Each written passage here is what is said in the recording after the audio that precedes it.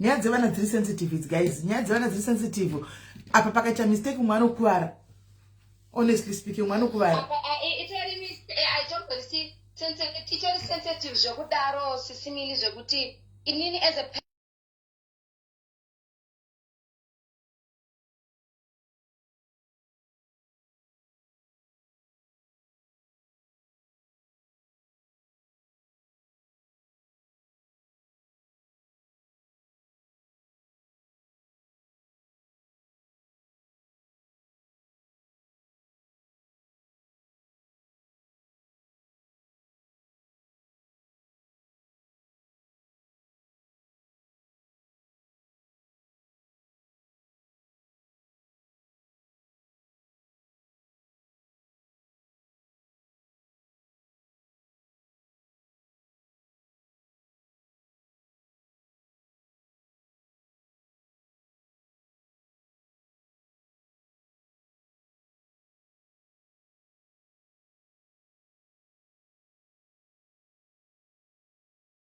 Alright, chimbonyararai. Right, guys, how are you guys? Ndokumbura tumuite fast ka. Can you please share the live and tag others? Share the live and tag others. Fast, guys. Atikugara because ndine vanhu vari pa phone up. Ndine vanhu vari pa phone. Saka nyaya yacho touch try kuita background ndikutoneta. Saka taiudza panapa handitika. Saka itai fast guys. Itai kuti mushare live fast. Itai kuti mushare live fast and muva matega vamwe because kuseruku ndatotirega tichiunza kunoku tatry kuseri but iri complicated. It's a little bit complicated nyaya. Uyaitinzwe.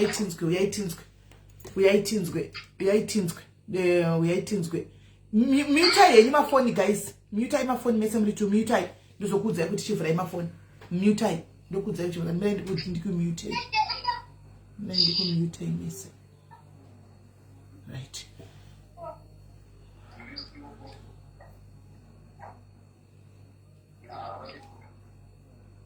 Okay. Courage, all right. Yes, I've muted them. Hi, Style. Thank you for looking out. Style, thank you for looking out for me. Share the live, guys. Share the live. I've got both parties here. Tinavo vese pano saka uyai. Inyaya tachizama kuchigadzise kuseri. Andira ikaisona ndakatorara ndachitira kuigadza ndiri in bed. Hanimona ndachitira kuigadza ndiri in bed. Saka ndabva ndatongoti zvayadai rega ndamboda kuita ndiri mukati blank screen rega ndingouya neface anditika. Saka guys pane nyaya iripo yandaposta anditika. I posted a certain guy anonzi Courage alleged ma allegations ekunzi akarepa mwana and then I put in the tatacha case number yemapurisa medication treatment yemwana yakapiwa kuchipatara, right? Kureva kuti pane zvakaitika, pane kubatwa kwakaitwa mwana because mwana haanopiwi mapirisi kuchipatara anditika asina kurepiwa and mwana hakunovhurwi case anditi mwana asina kurepiwa. So the process is you go to the police first, mopiwa matsamba, moenda kuchipatara, madoctors observe mwana, ona kuti mwana akabatwa here zveshuwa, mwana akabatwa, anonzi akabatwa, ndokutokuvadzwa, ndokupuwa mapirisi samaona and mwana achiri kuenda under 3, achiri kuenda kuchipatara koko kwameno kuma counseling, right? So this nyaya now ndomapa ndoti kana muchiuya nenyaya dzenyu anditika kwatiri ndinokumbura kuti musatange kuuya nenyaya iri padumbu antimaona. Kana muchiuya nenyaya guys, manditrasta kuuya nenyaya ngaitangire kwekutanga kwenyaya tosvika panenge pazoitika nyaya.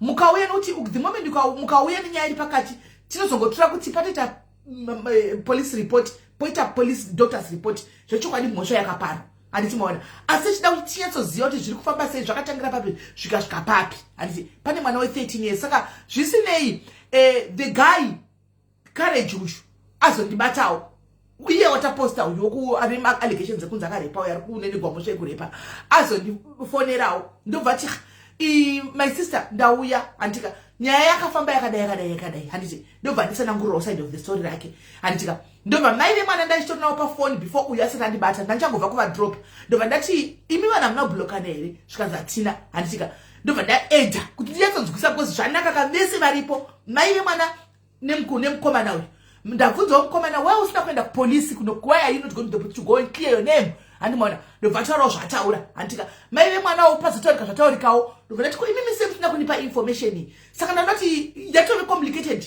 pauviri hwavo handika seevidence atenge tichida pano kuitira ramangwana iyi malive edu evidence enough handimona ndabva ndati okay mukomana kati ndikati ndakuchinda kulive vese akabvuma ndati right ngatichinda kulive because musikana webasa sisi webasa anti varipo handitika mwana hedu we can't interrogate her because she's 13 she's a minor ibasa remapurisa but musikana webasa aripo courage aripo mai vemwana varipo handitika saka tochinzwa kuti chii chakanyatsa kutranspire now ndakuvavhurira kuti tinyatsinzwa kuti chii chakaitika handitika titangire papo ndokumbira muvhure mafoni enyu asikana courage na mai mwana ndokumbira muchivhura mafoni enyu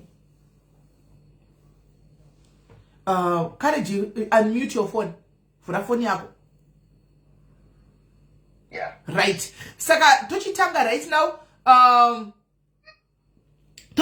now rega titange nekunzwa mai vemwana zvavari kutaura handitika kuti vari kutaura kuti kudini and then saka courage ndokumbira tunge wakanyarawo don't interrupt let her talk vapedze zvavari kutaura chero uchiziva kuti pane pavanyepa kana kuti vari kutaura chokwadi chimbonyarara kana vazopedza chakwamukanawo ozogadzirisa handika tisa interjectana so handiti saka mai mwana taura henyu chii chakaitika kubva pakutanga toda kuti mutaure nyaya sezvairi chii chakaitika.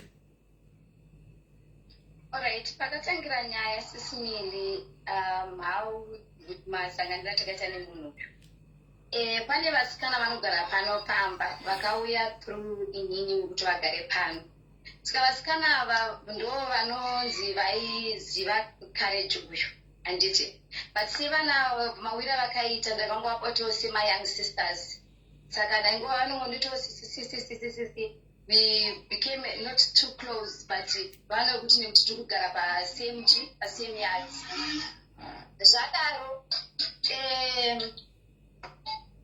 akauya nacourage that day ndaitoenda kupaki nevana just to take a walk ndobva tadhumana navo pagate apo pavatoti handiti tichakuperekedzai kana muchienda kupaki vanhu vatanga tofamba from there vanhu vatongotaura nyaya tautongotaura nyaya you guys maugara kuno area kuno you are welcome tichongosekawo nevanhu semataure kuti vanhu hapana pamungaiginowanana vanhu kana muchinge kune vamwe vanozivo vavo zvadaro ndofunga takanga tangotaura naye zviri sei zviri sei kuti tiri right ndokubva azopinda ma1 I think ndakaita few days asati apinda ma1 ake ndobva ndoti sisi ndapinda ma1 pane pasungwa vanhu handizivi kuti ndatakura vanhu vari wrong here vangavaba vangavadi saka handitorina kana pekutangira izvozvi zvinhu kutofamba ndakati alright kana uri kufamba uchisvika chikumba tinzwe nyaya yako handiti ndofunga akauya asina kumba kwangu asina kana bhutsu asina kana chiva nesu kwangu atoripo pano asina kana chii takati alright taura nyaya yacho semunhu angaritoma nezvakanga ari kubvawo munhu angarodoti ane zvaapindana nazvo zvanga zvisina kumira zvisina kumira mushe ndokubva totaura nyaya yake bvatatoti zvinowanikwa but iwewe manje wadiwa miriro nyaya yako kune vamwe vako handiti besides kuti izvozvi wauya usina bhutsu wasiya mota pawaisiya but uchagadzisa chi nhau dzacho tikati pakanaka pakadaro ndifo ndakazongopotiyo chingotaura zviri sei kwakadii that was it chingotaurawo bhutisa sisi pandazomuti uya kuno auya asvika kumba pandamuti necourage chii chiri kuitika nenhau yekuti nhau yako ndainzwa mumba asi uri kudana naanti here akati akana handingambofa ndakadana naanti asawira hazvingamboite mimi you're like a sister to me mandibetsera because munhu uyo handinawo mavhiki akawanda kana kuti ngati month ndichimuziva because kuno kuere kwandiri ndakamba ndine 3 weeks chete saka ndingori munhu angoriwo friendly nekutaura nevamwe ndobva angonditi alright sisi but handingamboita zvinhu zvakadai zvakadaro kana ndainanga ndafunga kudana naye ndoita sei ndokuudza isisi andakati alright pakanaka ndokubva atatotaura achitoti mukadzi wake ari kumba anofanira ari kuuya ndakati dai vachamuudza pakuti timuone tichitosekawo zvakanaka normal conversation kuitiwo vanhu ndokubva nyaya yacho yanetsazve vanabvunzazve pafoni naikareji nyaya yako iri kunetsa kumba kuno chii chiri kutora nzvimbo because now ivo kana ndakakubetsera kana kuti uri kutaura kuti mumwe musikana ari panapa wacho ex girlfriend yako saka seuri kuwanika panzvimbo kumba kwacho what is going on. Akanditi hapana, vanhu vasikana vanongopenga kuti titi nhau dzavo dzakamira sei, hatina kuita into details nenyaya yekuti zvinenge zvisinei neni, ndakangosiyo nyaya dzakadaro. But it came to my attention last week manje musi weSaturday ndabuda inini ndobva ndafonerwa zvikanzi dzoka kuno kwaitika problem yaanti nani nemwana vari kunetsana kuno. Ndakati ipa ndambotuma anti nemwana kuno tingapotozi emwana vakadzoka nyasha mwana wangu akadzoka oga handiti asina anti vakati anti vana Caritas wangu achichodana mumotokari. Ndakati ko kana ungachodana mumotokari zvinoitwa pamberi pemwana munenge chiinfluencer chii, but ndichavabvunza kana vaita sei vadzoka. Ndofunga vakasoti vachidzoka vari pagedhi ndobva watambirwa nomumwe musikana wacho anoziyana naCourage. Akonfranta anti vaye kuti kwemi munokisana mabatwa nemwana muchikisana nani naCourage weko hii ndava muchiita zvinhu zvakadaro pamberi pemwana. Ndozvakatsamochi anti vakati no inayo bhedhi nakumba hechi. Ndakati no, nyaya bottom line ndekuti kana muchienda zvamunoita kana muchiita madhireni amuite pamberi pemwana, maifanira kusiya mwana munoita zvinhu zvamunoita muri moga. I think ndakambovaudza several time andoti kana muchiita zvinhu zvamunoita itai muri moga, siyai vana musaita apinza vana munyaya dzevanhu vakuru. Ndobvoroti alright nandisasiti no next time handese handidaro tatopedza fine ndobva ndaita hangu zvandaita ndabuda. Vanhu vanasonzonzi varwa mwana anga achitata kuzviuraya aita stay ati dzoka ikumba. Ndakati handikwanise kudzoka izvozvi, asi vanafona kare ndakati Courage iri kunzi nhau yako kumba uku ndoyaarwisa vanhu, chiende iwewe kumba kwacho unonzwa kuti nhau yacho yaarwisa nyaya yacho iwewecho ndiyei. Ndofunga vakasvika panzvimbo nomumwe mukomana kuti wanga ndakumbira handiti vakasvika panzvimbo vakandiudza vakati kuri kusitorina nyaya inenge misunderstanding yaitika between anti nani nemwana. Ndikati alright ndozonzwisa nyaya yacho ndaita sei ndasvika paground. Ndobva ndazomuudza ndikati ndinokumbira kuzokuonawo nenhau iyoyo kutoti ticlarify certain things kuti ndizive zviri kuitika paground because nyaya yako charamba ichinetsa vanhu vagotadza kunyatsonzwanana. Pandadzoka kumba ndofunga ndakadzoka Sunday ndadzoka ndakasvikogara mumba ndabvunza varidzi venyaya. Mwana akanditaurira akati aiwa asi izvo amutoandastenda. Ndakati asi pane zviri kutora nzvimbo zvikanzi vane zvinhu zvanenge vasingatopisese nditaure, mwana haana kunyatsobuda uchibva chena. Ndakati alright pakanaka. Monday makuseni ndofunga ndakamuka. Monday makuseni mwana akatadza kumuka pamakumbezi. Kochii mwana akazvimba. Ndokubva ndatoti ko akarova mwana ndiani. Ndopakazonzi shamwari yacho yaCourage akarova mwana iri paakanga mwana aida kuzviuraya kudii. Ndofunga handina zvandakagona hangu kuita semunhu akanga asipo paground. Ndangotora mwana ndakaenda naye kwadhokita ndakatenga medication ndakadzoka kumba. Ndobva ndangosiyana nenyaya iyoyo. Ndokubva ndofunga pamusi wemuvhuro pandakatanga kuzoenda kubasa musi wechipiri kusvika Thursday ndakasenda kumbira vana zvose ndakati ini handiko, please guys musaite zvinhu zvisina basa kana kuinvita people. Vana havafani kubuda panze. Ndakasienda paclear instructions kuna anti. Alright pakanaka. Ndakati ndakubasa ndatova kubasa ndofunga mwana ini ndatofona ndichicheka kumhuri yangu vakandoti aiwa tiri right kunoka hatina hedu problem yaitika we are okay. Ndikati alright good night ndokona ichi mangwana. Ndati good night ndona mangwana ndofunga ndakadzidza kuma 2:11 vandafonerwa foni anti vachiti ndakandirwa mbatya panze nemwana achiti I hate you ndakakuvengai anti chitoendai we can't live the same house. Ndakati koita vakatoti ndiri panze nemwana chimudipi mucheche tiri pashe.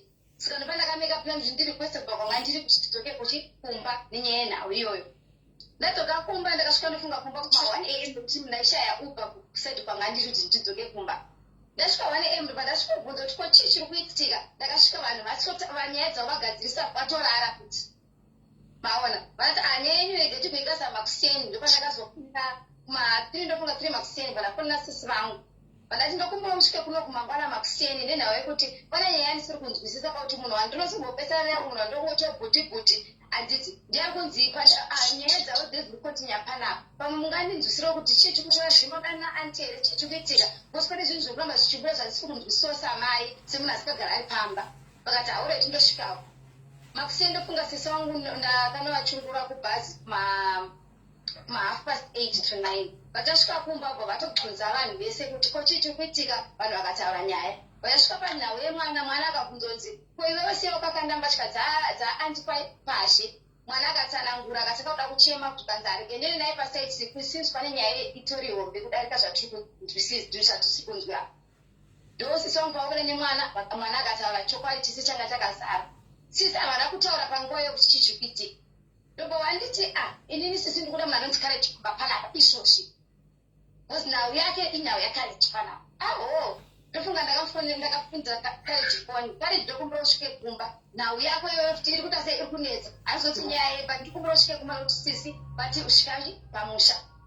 Vakati handiri kure ndikuchasvika ndichasvika ngati this is a serious matter. Svika kumba kwacho. Because nenonda nditori confused. Handiti. Was my last night before you now should not request another Botanga and Church, and the Toro and the Pig with Baza and I out. Do not share my in the share cape, to trap for Baza Pumba. That was the last call I made of Sikocho before the next day announced Governor. Doguba E. And after as a wonder name, Doguba, what are some Maria, but up to town. Panzapa, she said, you know what, since I is making but I didn't put honest as she opens you. Moonsville now, Zato. Can I false allegations or anything to take it all of us from there? Katapagana, the Pagam Stishika Pana Uklea Yatako, Tins was Zubitic, and the Funga Kamira carriage of Maxine of my name. And it the Funga could not my ten got to 11, I'm not sure about that time. And it I've my reporter, I've set my reporter Makamira. Sorry, my sister, I've set my reporter Makamira carriage, the Tangashika. Musono report.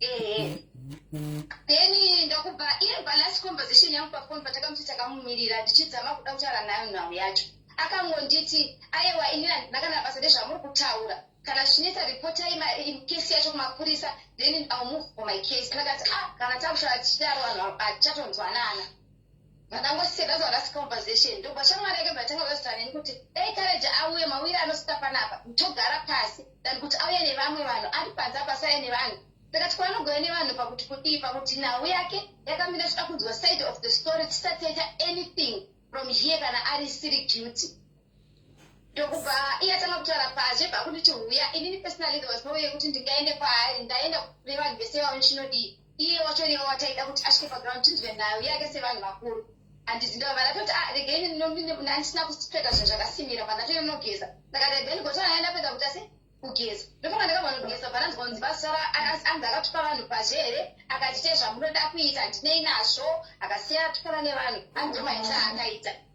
saka iye nematukira akaita vanhu sesongo akanzikana muchida mari mutudze kuti muri kuda mari yacho ndikupei mari nyaya yacho ipere ndozvo zvakagumburawo chisisi vangu pandapedza kugeza ndakati I know what the best decision to make inini handwanzoita matizens ndega ndakafona lawyer yangu ikanditi no enda kupolisi we go to the bottom of this matter because this is serious tikabva kupolisi tikaripota nyaya yedu mwana akatorwa akaenda akaonekwa zvese kuti mwana akakwara singaiti and zvese everything because anga asina kubvisa mwana uyu the previous night pazvakaita kana nezuro chitakambotaita sei agezi ndobva zvanoonekwa zvese kuti is the truth kuti mwana akabatwa everything because even makuwariro achakaita hazvina kutombomira muto even isusu tese panyaya yacho hanosiri madhokta tisina kana remuromo ndokuba ndadzoka ndofunga iye kana chaimundipeva messages handina kumuresponda nezuro kana iye anozviziva handakana kuresponda because situation yandayo ndiri kuti ndiresponde ndite sei iye munhu wandi aifana kunge akauya akataura side rake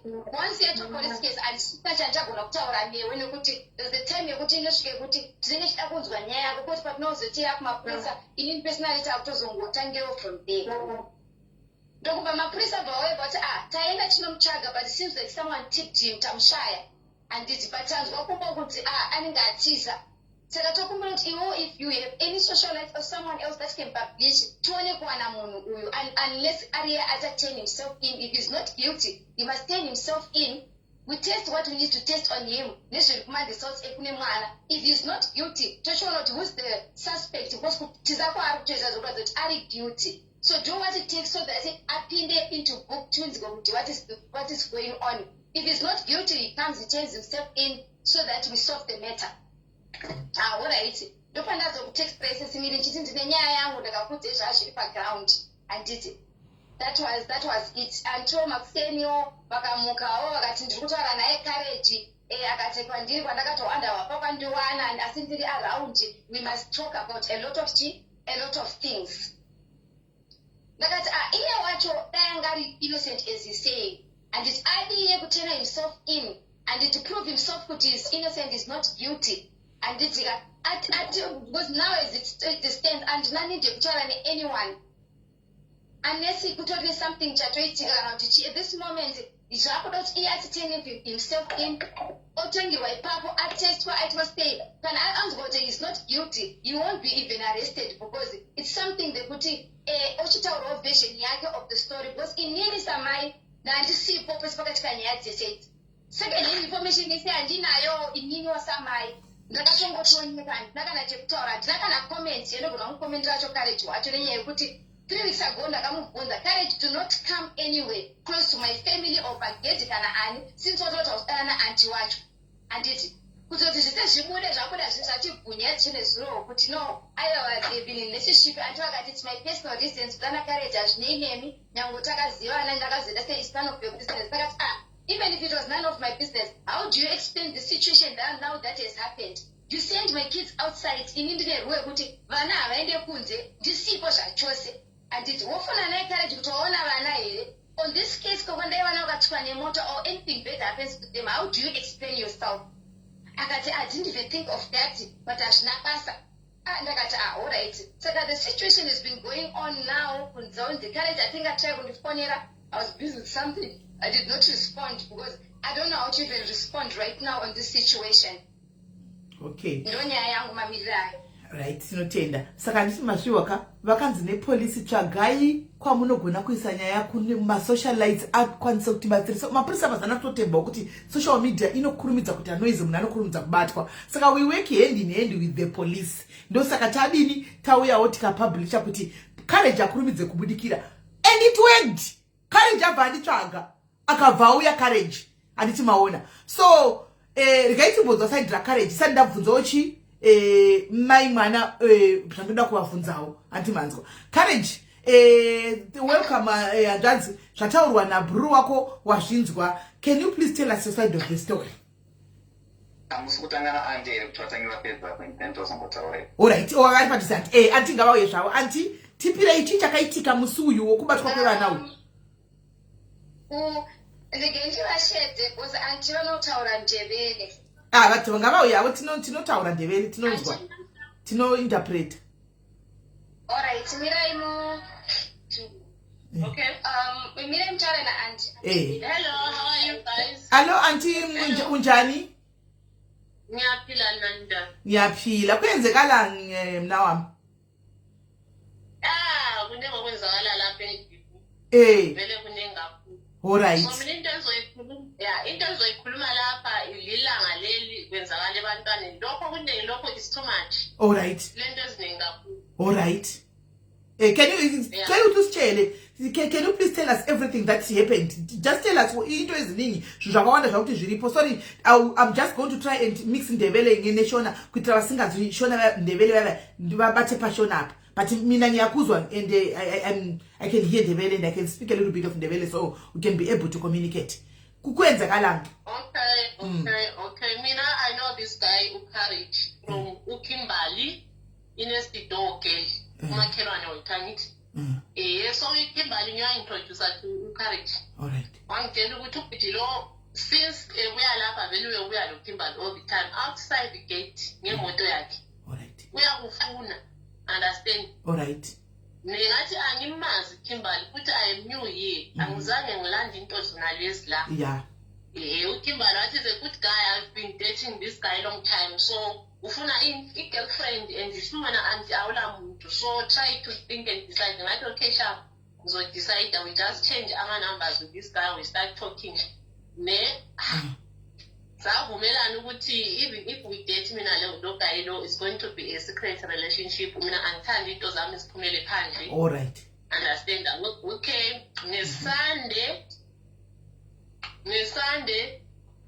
NgeSunday nje sizihlalele phandle umama kaNyasha ekhona. Mama kaNyasha wa decide ukuthi siye epakini chill out and ngangile appointment with this guy and kwakungayenza ukuthi ngiphuma ngithi mina I'm at work. Yes. So mina I'm at work and awenzi phela ukuthi ngiyenza ama up and down and I have to get my off days. And ngangizwe ukuthi ufake Sunday and that was not my off. I promised to see this guy ngeSunday. So ngeSunday leyo there was no off. We end up going to the park and uGayelo he was outside to come and see me. So akusela chance untombazana onguyathi engihlanise lo guy she tried ukuthi mina lo guy sibonane. Untombazana lo wasecela ukuthi njengoba liseparking ithini silidrope osambeni sonke so that mina yathola isikhathi sokukhuluma lo bhuti lo. So what happened when my by gate angazi esishoneni ukuthi bakhulumisana njani. As a mate I was that side with a baby. Waenda hapa sebetshintshana izimoto sokuthwalwana umama kanyasha sokunguyo driver yo. Mina I don't know what is happening, how does they know each other. So from there mina lo bhuti lo sahamba ngenyawo lo mntwana sakhuluma into yethu relationship yethu savumelana. But ngalelo langa izinto zatshintsha ngendlela engayizwisisiyo futhi angizaye ngafuna ukubuza. Umfana lo kanje wathena akathandi umambulo usisi uboss wami ngingabizi igama futhi igama uboss wami uthanda ngoba wasebebhizi koyi2 mase sithi liyenzani ngoba sungiconfuse angisakwazi ukuthi senzani mina ngifuna ukuthi sixabane lapha endlini babe sithi hayi senza ibusiness, she's my business partner.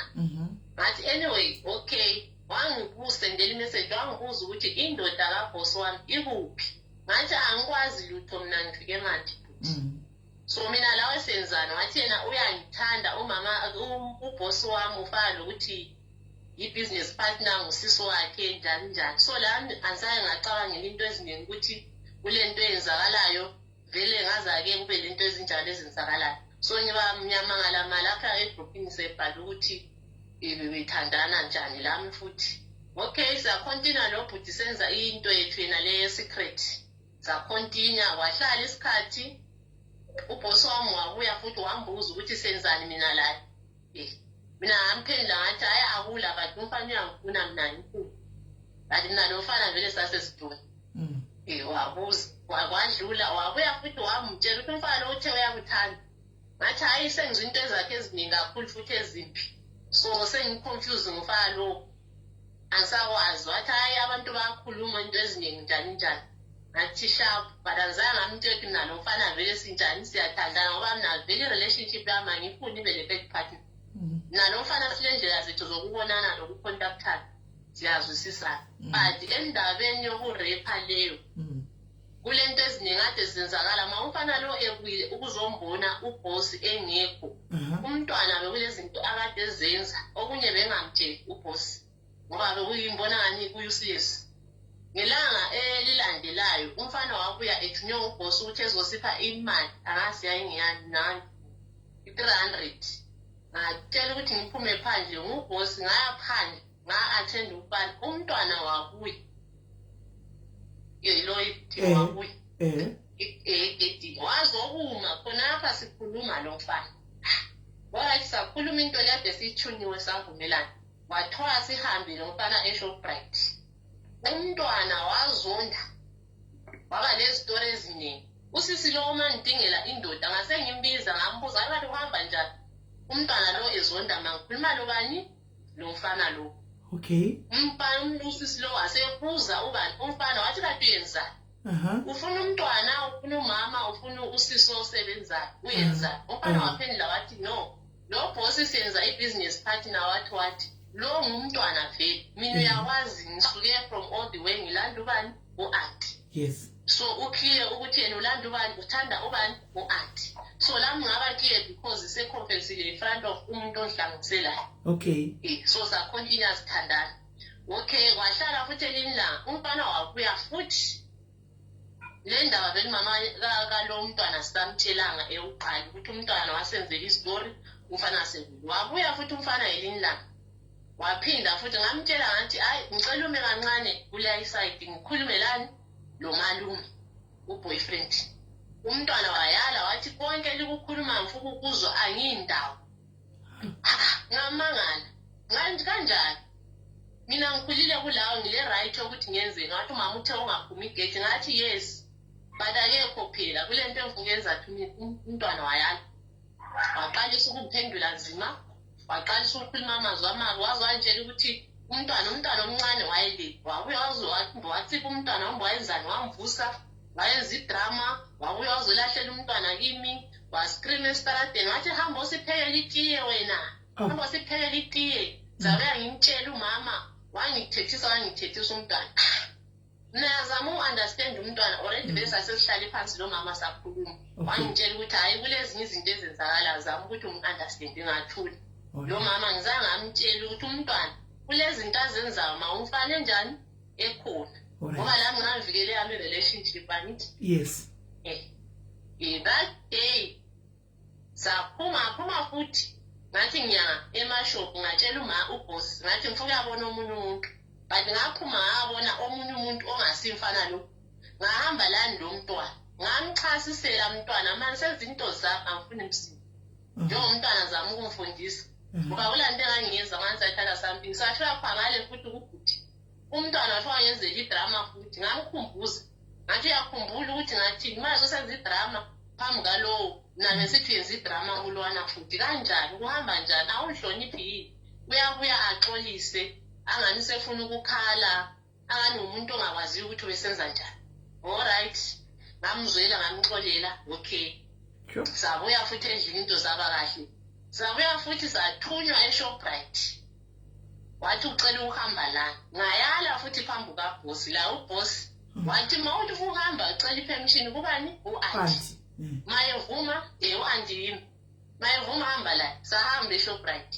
but sesengimkhuzile ukuthi please yazona ama-behavior akho la wayenza especially mangithi ngiyakhuluma labantu yes ngingumate but I need ispace lokushaya umoya kumele ngibe free bathi sorry anti angazi kuyabe kwenzakalani kimi ngathi okay sahamba sathenga sikuthengayo sabuya sahlangana no-Courage again sagena emotweni nakuthi ngafuna sihambe inyawo umngane wakadrive sangena emotweni sadrayiva ngasengitshela uCourage Courage ngicela usithengele isithebo lani lamazambane kula mazambane nje understand wabe sithi okay futhi okunye uCourage waqala wabuza wathi lidlani kini because la siyamphakela uyadla ngikhaya understand okay wabuza namhlanje lidlani yebo alright wabuza namhlanje lidlani ngathi namhlanje asila plan wona ucabangani wabe sithi ngangila mali but waza ngitshela njani ngingela kuhle cela usithengele ini isithebo mawuthi imali njalo wabe sithi okay but angila I will try sathenga ama-potato masithenga ama-potato samaphandle kwemoto saxoxa fana lo uCourage wayahamba lo mngane wakhe sekukhuluma igama so umngane lo nyasha umngane lo mntwana wahlala emotweni nalo Courage samaphandle sakhuluma sasikukhuluma ngoba vele asisithole isikhathi sokukhuluma nokuthi sibonane ukukhuluma ngani ngepensi efonini sakhuluma la wazama ucorrecta ama-mistakes akhe ngoba already vele since wabuya empilweni yami kule zitori kakhulu sengikhathele wacorrecta amaphutha akhe okay nga-understand ngathi sharp uCourage wangihaga wangibikhisa esihlathini ukuthi hayi sokudlulile-ke sesi-right sharp sangena emotweni sazihambela kwaba kuhle wathenga isithebo futhi umntwana uyahamba wathenga isithebo wathatha ichokolate umfana lo Courage wakwatela ukuthi hayi futhi wayengakwatanga wathi wamele usebenzisa imali yonke sekhathi ngoba ungela mali anyway sokudlulile wadlula sabuya kahle sihlele endlini esesegedini usisi lohlala nesidokho imbala wabe sithi yena hawu anti kade ukhisa lo Courage umntwana ukhona la ngoba umntwana sebewatshela umama wakhe usechinga kakhulu uyachinga kunzima but yenza njani ngathi wow makuwukuthi mina ngikhisa uCourage shuthi la ukhisa ubani waphasongo ngangisitshela ukuthi the small issue vele into engikhulu so anyway ngisuka lapha egedini umntwana waqasa ukuscream ukuthi mina ngithe ukhisa ubani umngane kaCourage hawu mangidlula umama kamntwana wayenga esefonini wangibiza wathi waye umntwana wami ekhaya kule approach omuntu okhuluma la futhi uzwa ngendlela esihlukene yangithi ngabe ngihleka ngathi alo vele ngijwayele ama-drama ke unjalo ngene endlini but wabuya uboss wangilandela wabe sithi angifuni umuntu onjani uhamba lo mntwana abuye ekhaya so indlela wakhuluma layo mama anzange ngayithanda ngamphendula ngathi sengidiniwe ngezitori zala endlini sengikhathele futhi ngikhulile mina asiphuthi ukuthi ngibe ngisiso osebenzayo la ngilama-reasons ami satshintshana amazwi nje 1 or 2 after that separate amaphutha ethu ubhosi wasesithi anyway ma ukuthi wena ufuna ukuphuma izinto zakho yikho ngithilo ngathi hamba njani wedwa ungahambi lo mntwana ngamtshela ukuthi bekungela nto eserious nje yenza leyo lapha akula nto enkulu so angi-understand sengifila ngani am-suffocating ye sengisuffocatea sengibangani yangivalela ukuthi ngitshaya umoya ngezinto zami understand so mina ngisakwanisi vele ukukhuluma kujwayelami ngicela kunjani ukuthi ngizihambele ubhosi wantshela wathi hhayi ukuthi so wangitshela ubhosi ukuthi hhayi anyway abantu baxabana silungisa izinto so kuyatholakala layo ikhulume ngendlela enzima njani njani okay yikho kwazi kwami ukharejisa continue sinjani mina lo bhuti siphilisana okay indaba leyo ukuthi kufike ku-rape that day umntwana aza a-rape ngalelo lapho kube le situation yogetsi endlini angithi sihlala labanye so kumele ukuthi uthenge ugetsi thina sithengile sokuyijuti yabanye so labo bebethenga ugetsi babengela mali thina ngapha silomntwana omncane ole 8 to 9 months isikhathi sakhe sokudla sesiyenele sokumele ngimenzele iporridge athole lobisi so mangakula getsi and bazama labo sisi ukuthi bethole igetsi bayehluleka ngoba kwaba yi-conversation vele indaba yogetsi ngase ngibuyela umalume ucourage ngathi courage ngeke ngakucela ukuthi ungithengele i-voucher e-20 rand so don't buy that voucher for 20 rand buy electricity sile situation so umama Nyasha mayebuyi umama ubhosi mayebuyi uzobisela imali yakho angifuni ukumfonela emsebenzini siyabe simphazamisa njengomalume esimjayeleyo njenge-boyfriend futhi yami so umuntu lo wangaphenduli ukuthi ifoni yami yathika 2 after that ngangaselani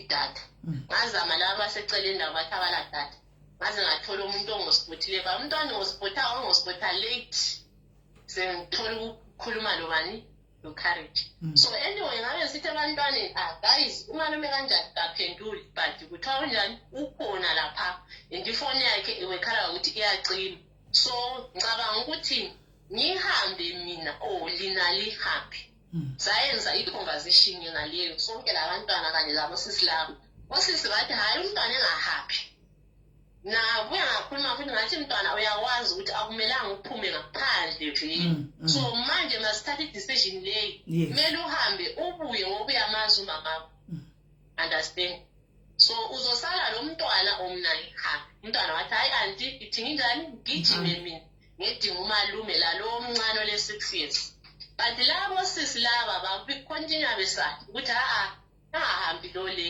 nathi anyway akahambi khola baphambanisa khona umntwana wabephuma wahamba umbe kwakungu-5 waze watshawa 8 umntwana engasamtholi sesimdinga sonke labantu esihlala labo la omakhelwane bethu khona abanye baze baphuma futhi bathenga lo getsi sebenzele ukuthi lo omncane njani ebe right bathenga ugesi we-25 rand bahamba amashopu wonke ku-left la ku-right abantwana babaswele so umuntu wawospothayo vele wayewospothelani ukuthi kutholakale abantwana ngawospotha futhi ngabuyela ku-online ngabuza ucourage abantwana babonile wabe sithi yena abantwana ubabone kudala yena sehambile kasekho la manje ngimbuzani ngoba manje isileti ngimbuza abantwana 2 wangikhuza ngokuthi nginjani ngibe ngimbuza ngoba Nyasha ngoba kulelanga esake saxabana khona nopalo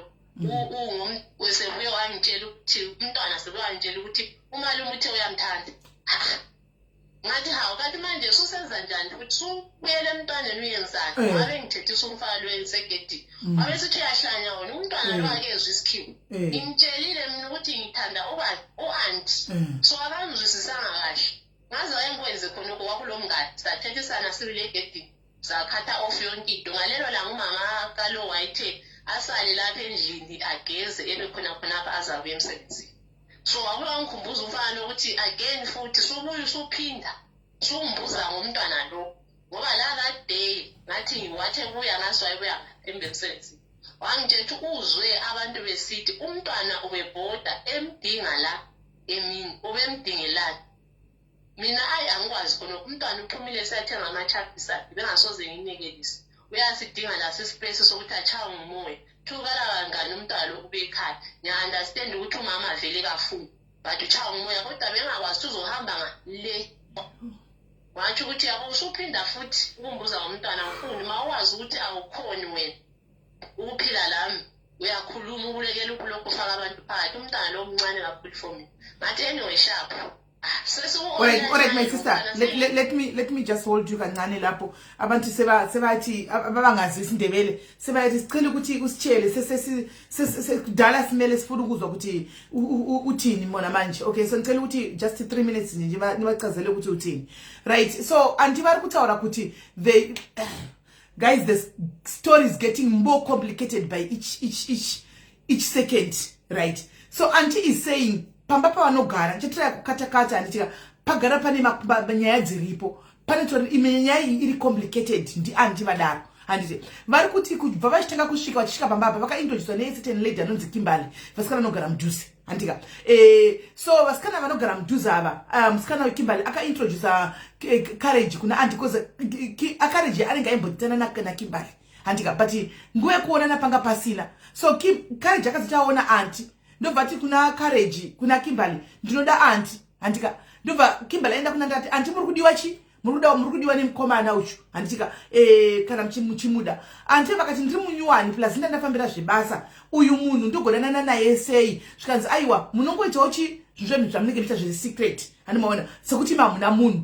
handimaona inini chiwo handina nguva kuti ndone munhu plus ndine munhu wangu handiti maona ndokudanana kwakaita chi Courage naantie asi auntie anoti vakaudza Courage kuti inini relationship yangu handidi kuti ite public chizikanwe ndoda kuti tichaile pansi handika because Courage one ane mukadzi handi two vari pabasa handimaona avangu vasingadi kuti bosi agozoti pamwe muri kudisturbawo chi zvinhu zvangu mumba muchita zvinhu zvodanana mumba asi chiri kuitika ndechekuti boss handika naCouragewo vagara vanga vachizivana handimaona bosi vari kutiwo vakazana naCouragewo through chi vasikana varipo handitimaona so vaifambidzana naantie naCourage asi kufambidzana kwavo auntie vakataka kunotisa something but havana kuudza mai vemwana because havana kuziva kuti mai vemwana remember vanyuwani even kune kushandira mai vemwana even mai vemwana kwavari kugarawo kunzvimboko vanyuwani kuti pane zvandiri kunotisa mumwana vaiti vakabuda vachinzika kuti vaitotumwa nabosi kunzi endai kuna Courage seshamwari neshamwari bosi shamwari yaCourage handiti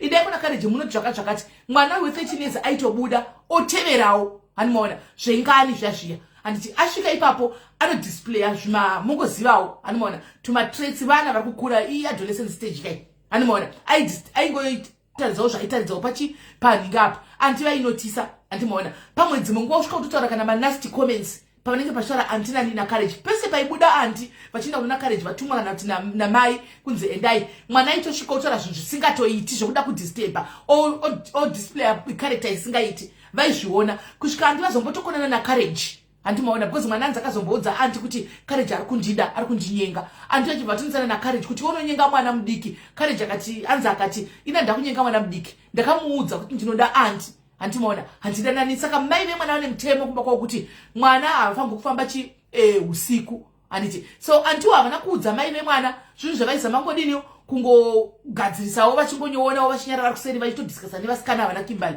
but mai vemwana havana kudini havana kunge vadini vamuudza ndikukatakata handimaona so kuzosvika pakuti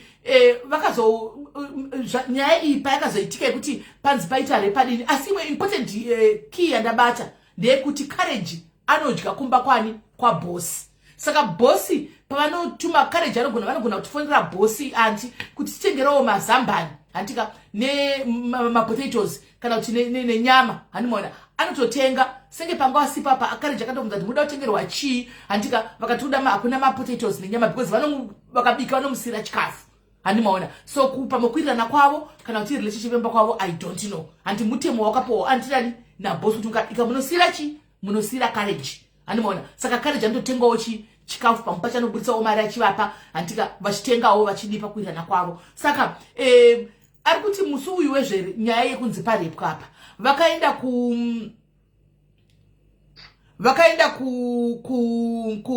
anzi anti vakaenda kuna Karen pamba pavanogara vanosheya. Saka magetsi vanochinjana kutenga. Saka imwe vafanwa kutenga magetsi vanga vasina kana senti musi uyu.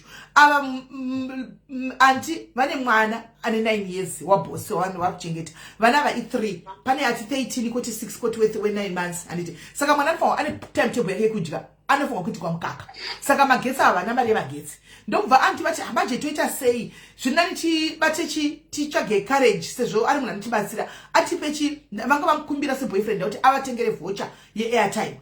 Pani mari yevoucher achitenga ake magetsi then ozopiwa nabosi kana vauya. Ndokukumbira munhu kuti ava hotspot ndokubata courage antika kuti paite nyaya yemagetsi atenge magetsi. Chiga kutenga voucher unitengere magetsi ozopiwa kana mari kana bosi vauya. Then courage ndobva ati alright pakanaka ndiri pakati pakunotora voucher apa. Ndobva anti vati iwo chisara nena nemwana mudiki notora voucher kune msikana mwana we13 antika otsara mwana akaramba kati aiwa ini chirega ndinde inini ndinotora magetsi acho atengwe 20 rands indochinda neuyu we6 months.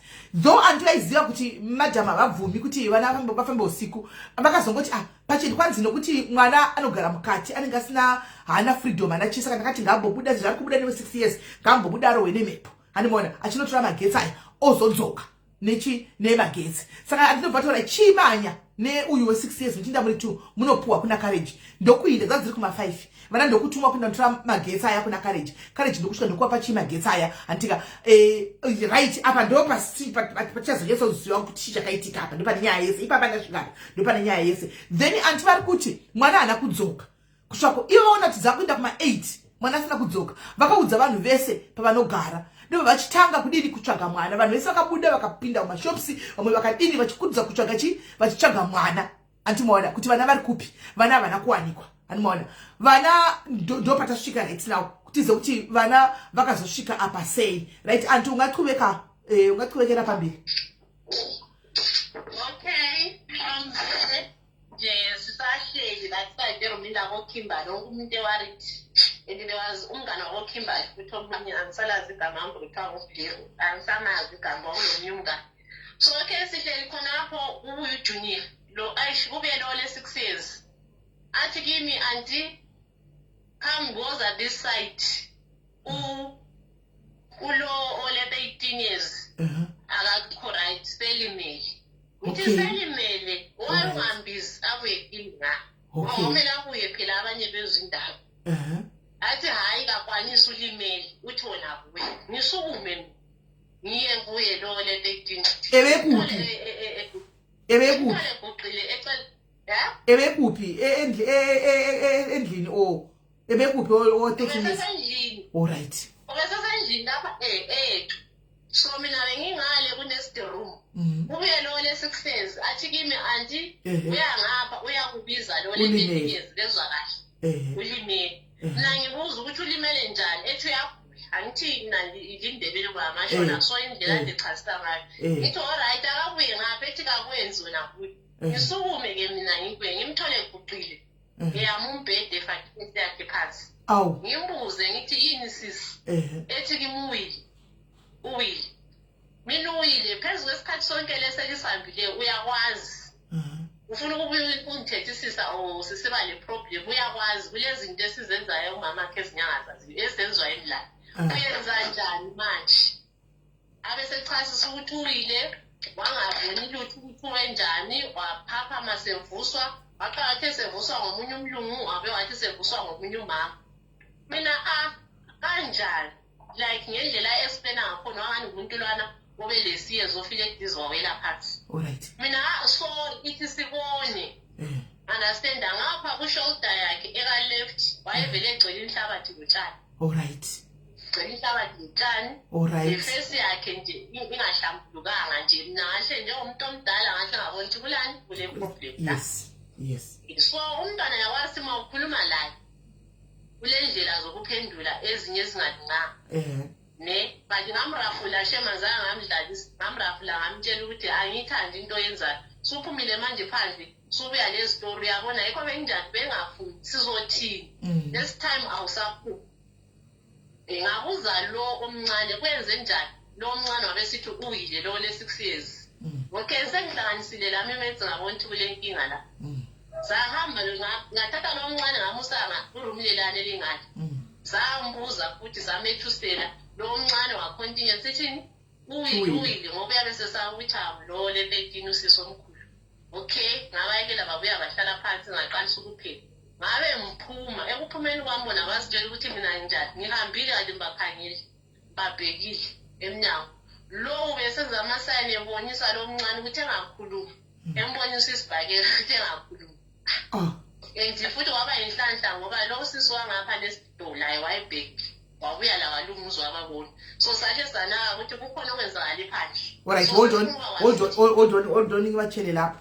Alright, apa bashika kabakutsha ngabana ndithi vana bazouya very late kuma past 8 vana bauya mwana msikana we 13 aphinda mu room anditika anti bagere bali mune room mwana we 6 years akana ne we 13 auya kuna anti shikanzi anti muri kudiwa mu room mune uyu we 13 akuvara aba vakati akuvara aita sei svika gauye kuno svikanzi aiwa ari kuti uyai kuna asikonisa kunyatsofamba akuvara ndo dhere repiri right anti ndobva vasumuka ndobva vaenda kumwana kwaenda kwana mwana akakotama akaisa musoro pasi akabata padumbu kwanzi ndikati ko waita sei handiwana kwanzi akati ndakuvara ndadona kwaya akati ndawa dzungu ndobva ndadona pekutanganza akati ndamutswa ndazongomuka ndichimutswa nomwe murungu hanzi akazochinja akati aiwa pana umwe mai vandimutsa handimaona kwanzi saka zvadaro paka kwai ndobva ndamuti kwai angakatozara ivhu saidi rese iri nekumeso angakatozara mavhu mwana nechina nemashizha nechiya akatozara zvinhu izvozvo ndobva vatoona kuti pane something chaitika ndobva vabvunza mudiki uyu kuti chichaitika ndobva mudiki ati adona handimaona so vati adona kudaro kwanzi saka ndakatora mudiki ndikapinda neimwe room ndobva ndamubvunza chichaitika kwanzi ndobva ramba chingomedzera sekumende kuti chi adona handimaona kwai ndobva ndakutadzokera tse murumu muyamiya handimaona kwai saka pandakati kwai ndobva ndatakatoona kuti ndakutomuti unozvana ndichiramba tiuende because iko zvine zviwada wakuvara because akashuka saidresei ndinaitudza mai wako kuti waindepi noti havadi kuti ufambe usiku kana kuti ubude pagedhi iwaenda uchindotora magetsi saka ndinouya ndichivaudza kuti kudini saka hanzi ndakaita kunge ndakubuda mbamuyamiya handimaona kwai nemusikana wangu anaye ndobva vamira pachikona ndobva vatoona mudiki achipa saini kune mukuru aipa musaini kune chidiki echibhakera kuti ukataura chi ndinokurova handimaona ndobva tasvika ndobva zvaita sei. Okay masokunjalo sendinakile ukuthi ala kune problem so uze lo ebe free one 6 years kuthanje so kumele mbaseparate lo vele 6 years uboss wayeshiye emgezisile ngabe ngisithi kuyele 6 years uzubona abantwana abe sithi wena ugezanga wena so isikhathi sakho sokugeza senguhambise ebhabi manje ngangivulela amanzi ngachiya lo ngapha ngabe ngithisa ngivulela amanzi lwana ngamfaka ekhadwini ngabiza usisilwane esitolo ngathi attenda lo ebhathini nazo attenda lo ngapha okay lo angena la lo omncane le 6 years na buya kulo le 13 ngazama ukumbuza wabe sithi uwile use right but sethola itowel la sengumuntu osefuna unjani ugezi ngabe sithi haya awusozugeze wena ngalokho engifuna ukubona bathi zaphe awusozugeze wena ngcono njani uhlikihle ngetowel awusozugeze kakhulu umntwana we lokho ngithola isikhathi ukuthi lwana ebuze ebhathi ukuthi alright kwenzakala yes lo wathatha itowel wazithintitha wabuya wambuza wathi anti ngiright ngathi right sharp yonke into right wahlala phansi lo ebhathi wakhuluma lo sisi umakhulume lo sisi usisi wambuza ukuthi belinga phela umalume sesithelile ukuthi ulibonile lapho wayeqamba amanga wabe sithi thina umalume asinjani asimbonanga lo wathi ngizobuya ngitshela umameni uzolichaya ngoba umalume sekhulumile umntwana wabe ekhuluma wabe sithi hayi bona bebelobani bebelo malume lalo bamhlalisa phambi kwemoto bangena bona bayemuva hawu manje belifihlelani mabelilo malume ngoba belithunywe kuba umalume inkinga ikuphi sengisiya usisi sengitshela ethi namba bathi bebelo malume ngibuye futhi ngulo mdala ngithi manje wena bathi ngiyamthingela wena waye uqamba manga ukuthi ubulo malume uthi umalume ubungelaye but lo uthi ubulo malume sesekurekhodi siyabuya simzwisa umama ukuthi uyenzeni sekhona ekhuluma ethi ungakhulumi kumama umalume uthe singakutsheli kanjani umalume esithi lingangitsheli ngoba yini engilithumileyo why esithi lingangitsheli angi-understand anyway ngathatha ifoni ngabuyela kumalume malume abantwana bathi bakubonile and abantu balapha endlini bazokhuluma understand kanti kwenzakaleni malume wathi abantwana laba ngibabone kusasengabo-5 lesi sikhathi esengimbuza ngaso angilawo angikho la ngathi uthi mama owabonile i-reason yokuthi ufide iwini wakontina esethini esithi kimi ngingakhulumi layo ngento zona lezo uyangitshela futhi ukuthi ngingakhulumi layo umntwana lo umntwana under-8 so malokho ngibuya ngezitori zonezi ngizama ukuthi yena uya-avoida la kade umntwana lo kuthiwa emdinga ngaphi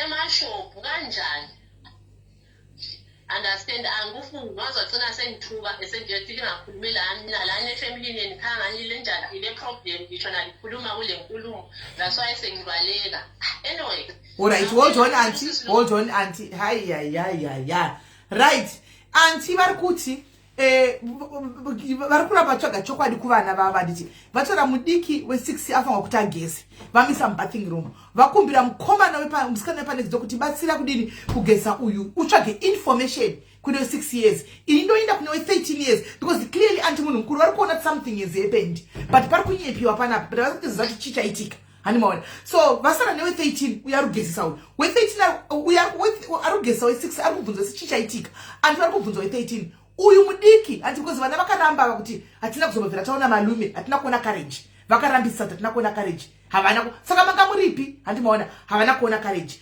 saka mudiki akuchibvunzwa manje neuya kugeza nepakazoti tavaona chi anti malume kune courage tamuona courage tanga tinaye handimaona kumota kuya ava vavo vari kunetsana vari kuti vari kunetsana newe 13 kuti iwe kwarekodwa marekodwa uyu ataura kuti manga muna courage maonekwa mina courage saka recording tinayo takutoya tichiplayera mai vako handika uyu mukuru atonati paipa anotya mai ndopakachitaura kuti andito kumbura uregerero musaudze mama handika tanga tina courage tato ndakagara naye pamusoro kwemotikari tatiri kusure kumuvha handiti tatiri kumasure kwemotikari angana courage kumasure kwemotikari handimaona then amanoti uyu we6 anga ari papi ava vakatsaka manga muchinyararira chii handi vamatumwa kunotora magetsi saka muri kuramba muchirambira chii handiona right andi ndokunonga foni ndokufonera boyfriend courage ndokuti naiwe courage ndakufonera kuti vana ukatsana kuona vana handika vana utaura kuti vanga vanewe vakuona handiti uri kurambira chii svikanzi akai courage vapindura kuti usandibvunze zvevana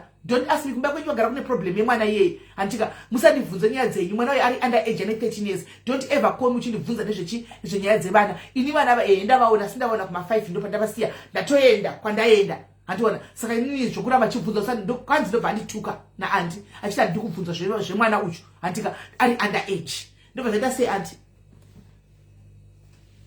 okay from there bakudalela ngendlini abantwana laba bathi bebuya vele babuya bethwele amabhiskiti bebewafake ekhabothini amaphekha ayi-2 awe-6 rand 6 rand bambuza futhi owe-13 kanti manje imali yamabhiskiti usuyithethe ngapho uthethe imali yamagetsi oyipho ngumali ungathi ngamabhiskiti wathi hayi imali yamabhiskitikhwameni sami ngathi kanjani ngoba ngike ngaphuma futhi emini mina ngaye emashophu ekuphumeni kwami ngaye emashophu ngamchazela ngathi ngizobuya lethinyana ngoba ngikubhika 1 or 2 wena ubungela mali vele today so ekubeni wami buye emashophu mangifika la endlini ngezomakhelwane bengitshela ukuthi umntwana usele ekhaya lo le-13 ubekhalelani manje bathi abakwazi ukuthi ukhalelani but uzwakale sithi u-anti uhambile but songani ngumuntu osahamba isikhathi eside but asimnakanga simekelile umntwana lo kanjani wakhala thina sikhona angimbuzanga mina umntwana ngoba njani ngiyamazi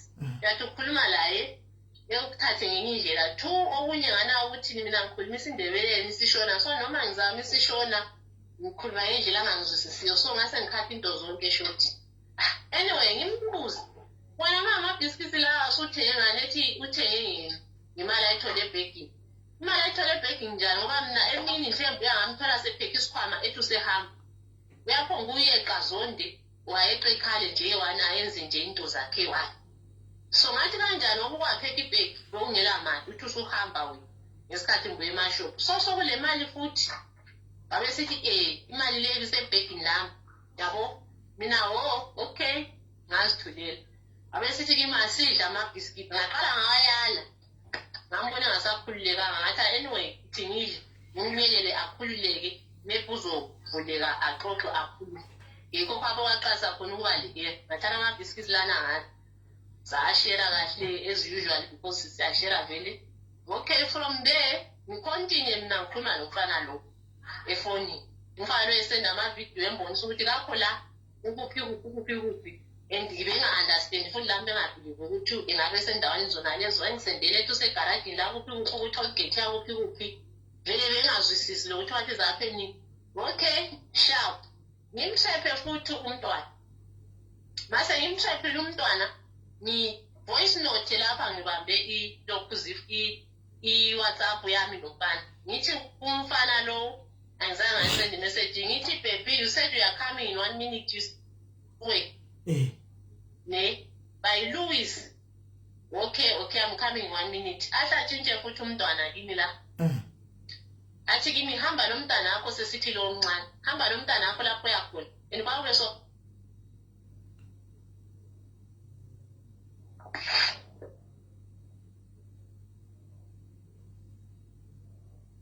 hello uma ngikhuluma nomalume unganaki into zami ngizohamba futhi manje utshela ukuthi ngiyabona umalume ngathi ngizwile umuntu wakho uthe uyabuye ezokubona anyway ngiphume ngihlale ekitchen yena aphume futhi agijima ayi-check-e egedini a-check-e lasekhoneni esihlahleni ukuthi umalume ngabe khona ngani ngento yakhe so ngibuyele futhi kusisi lo ngithi khangela sengimqambela mama se-check-a ukuthi yini nguye yini umfana lo engiyambona and angipha nje mina befuna ukubona ukuthi vele kwenzakalani anyway udlule ngibuye lapha ngipheke manje sapheka ethena akafuni ukudla ufuna ukudla inyama ngithi ufuna ukudla inyama yodwa kanjani atshelela lo omncane ethi ungadi wena asiyifuni ipapa mina anyway ngisibhele ipapa ebhodeni encane ngiphake bona bedobha inyama bedle ma besadla inyama itheni inyama lebile iyababa kwakho kulala lebile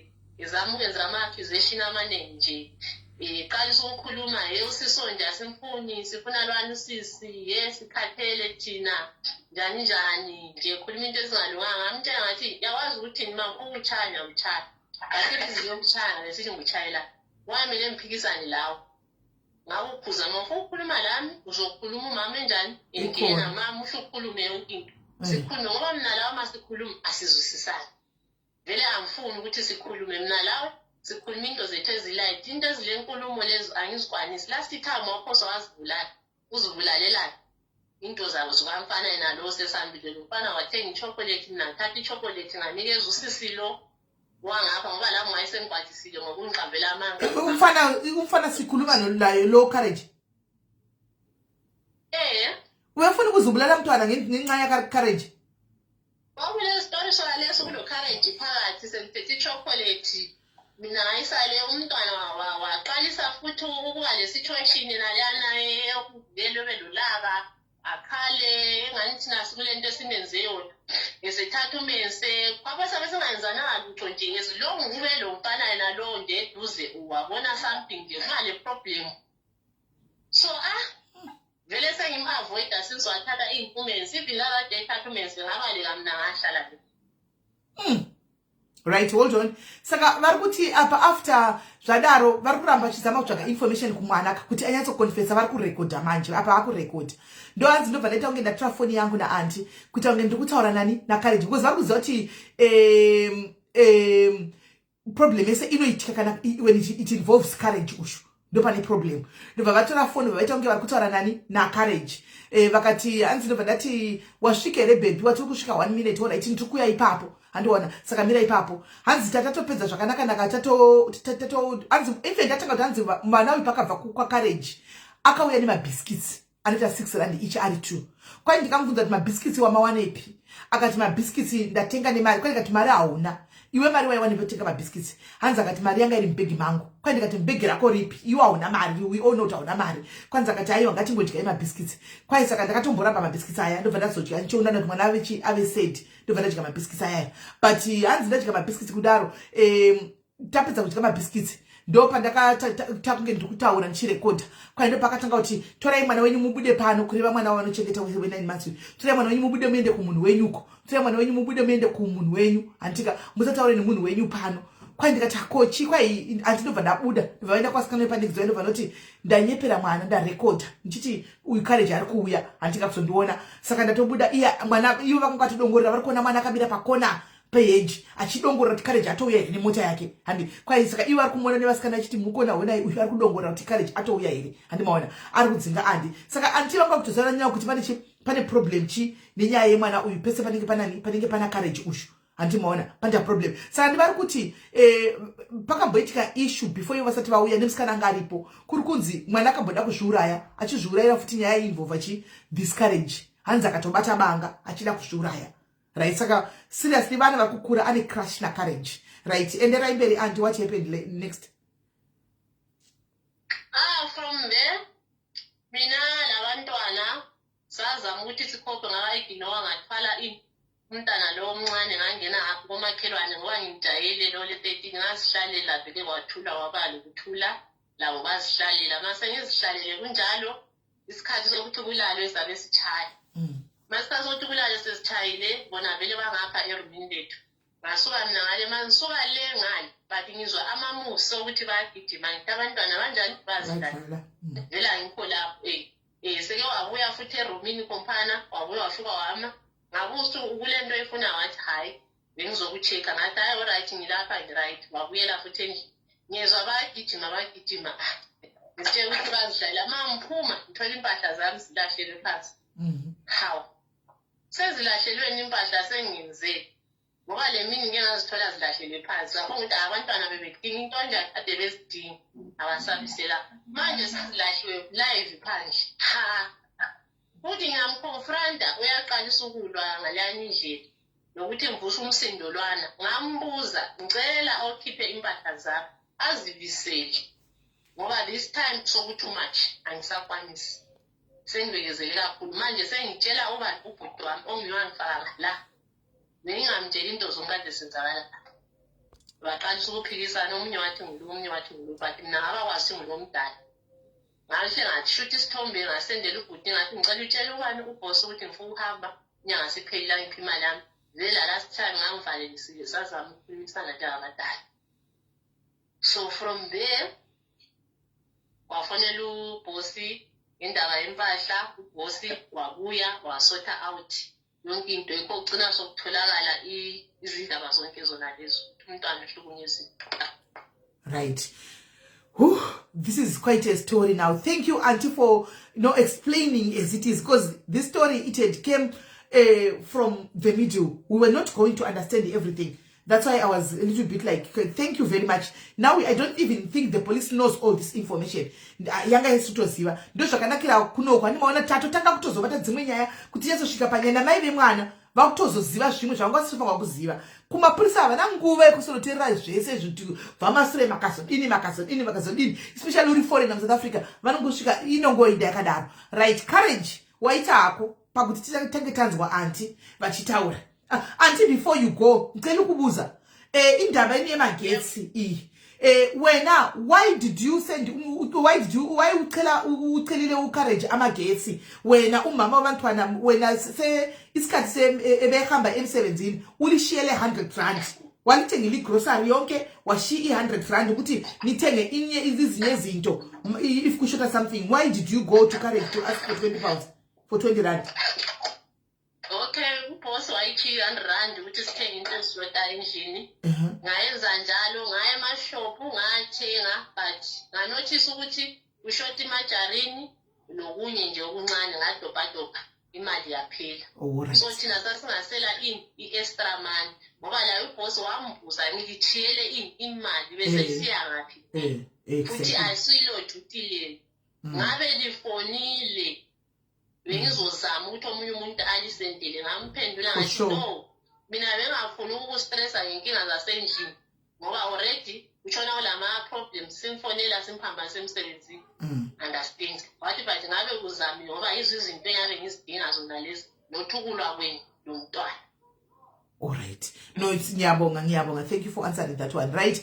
Courage, tell us your side of the story. What happened, Baba? Taskwera is Maskwera say. Right. Okay, Shapo. As we kusangana kwa takaita ne wana wazana paki mashingo yeso zichokwa litaka songa na sure. And you think, but then the first moon want to call a number, I get the first in the Andy. And then Andy to put a total of phone is a moon one day down and then the Sangana Namadamao. Namadamao Wakatura number down on the Catoro Zao. And then Papa Takatatumbo Danan. Aha. No, right. Mirandazi. Uko na family yaka. Family Jaku Batsila to say the truth as it is, my brother. Jaku Batsila to say the truth. Say yes, Jairi. Jaku na kubatsila manji. Shataura. Saka, thank you very much. Makazo na antuka na boss. Right. Indrabe. Yeah, Madam, I told Anna, I still want to marry my 80, that two of Sierra and Dinah. And then I chatted with our good place of my shoe, without Japanina. It was one woman just to go to Shingan Pacific and ask them. That's the Tuesday, Saturday, she. 3. That's Saturday. I told you one woman said Thursday. One woman said Thursday, Friday.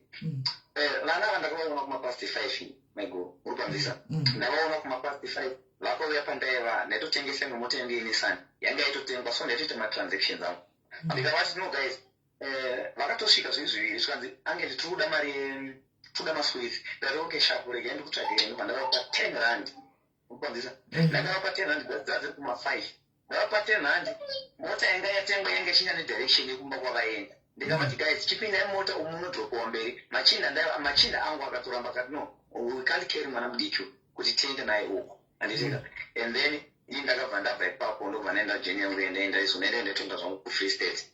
And it's right. So I don't know if you put it. Mana and the Kappa on 5. Lakas was 80 say Kumba. Right, Pamaka and Nivana courage. Pakuta Nivana, Patagua Nimano 6 years, nearly 13 years, but she interrogated us in different rooms. Vanavano to Okatora Manamskana, Paganaku Big City. Kwe motikari. Mwaite ini mwana basic kwe motikari. Yaka menu I don't know motikari angona.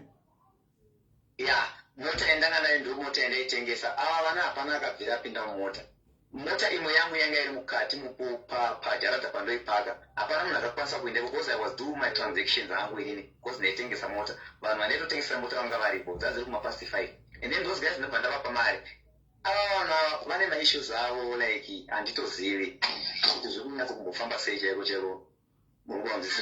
Now you and you know, Nambo it does suppose. Never the chain that could buy me Mascana and Suda, and then watching you guarantee avoid the one I say that I love you. No, I don't want to let you, which one did. Did you see someone I did my lucky? Did you tell the mother?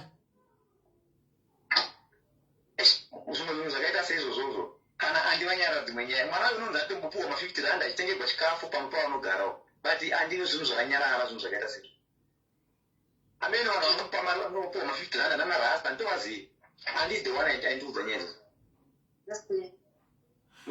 so nyaya inozongobata ini zvamba nditi mukuona kuti vana vari kunzi vakauya but vakazosvika na 8 and then after you wamboramba then now the thing is very confusing because wakatomboramba kuti vana ndavo vaona ndo panetsa wakatomboramba kuti vana ndavo vaona Mego.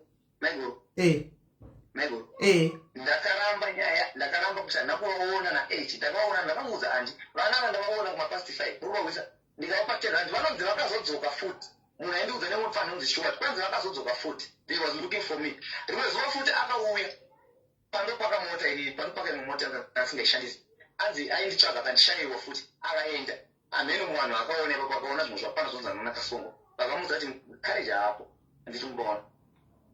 So but courage. Mwana ane 13 years, yeah? She says zvataugwa pa mwana yatonzo at some point akatomboda kuzvura yani nyaya yako. You know all these things, right? And wakuda na auntie. Ari kuyachitaura ma comments as ari nasty paunenge ona auntie because obviously mwana uyu pane I don't know whether ngati pamwe kuda crash yaive nayo kwauri kayana kwauri kana kuti wakatombonyenga mwana I don't know now kungotaurawo andiwana you are seeing all this zvikuitika the comments and things like that and never a day kuudza maive mwana tishamwari pesa vanhu varikudana na shamwari kuona chipa mwana apa ka be very careful pane zvinhu zvakati avoid mwana mangwana zvinozoda. You couldn't even. Mazati zvinhu zvakaita sezvo zvokuudza mai vemwana kozi Melisa akatomboudziwa nemufesi anonzi John kuti kanzenza kaukaendesa kuchikoro akamheno zvakaita naJohn yeye achiachiya achikatadza kuvenga John. Mwana uyu suppose kuti aende kuchikoro. Zvinhu zveshe mumastriti zvaari kuita izvo zvikana mwana uyu akarepewa nevamwe vanoti neni no endani story because kana machizonzi akapinda na8 ina was ndakatobva. Okay. Pretoria ndakatova kure chero chero. Ora ndida kubvunza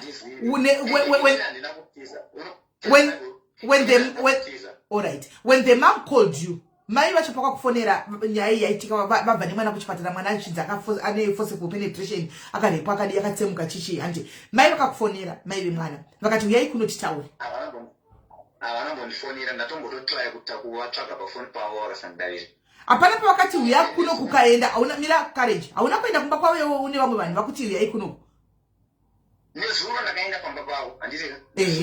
Vasaitoita maprocess ese ekuchipatara nekumapurisa. Ndakatoenda pavo Melisa ndovanafonera Melisa uripi uya akabva dropa foni yake aita munhu akuchema. Ndikapinda mukati ndikati Melisa tauya tinzwe nyaya right now ndoda kuenda kwandoda kuenda. Let's do off this process. Chitange kumapurisa kutotanga kuchipatara. Pane vamwe mai vangu vakadhakwa isimhene kuti mnin'ino wake vakatanga kutaura zvavakataura. Ndopandakasvika papo no guys it's like motoita business. Munare mari yekupeya andi yekubhadhara ane yekubhadhara mari because maitira muri kuita is like we are looking for money guys. Handiti ndoparada kubvunza panyaya yemari kuti pawaitaura nyaya yekuti makamuchina mudzi zvokusara chisa I can even pay you zvipere. What did you want to pay? Wada kubhadhara chi?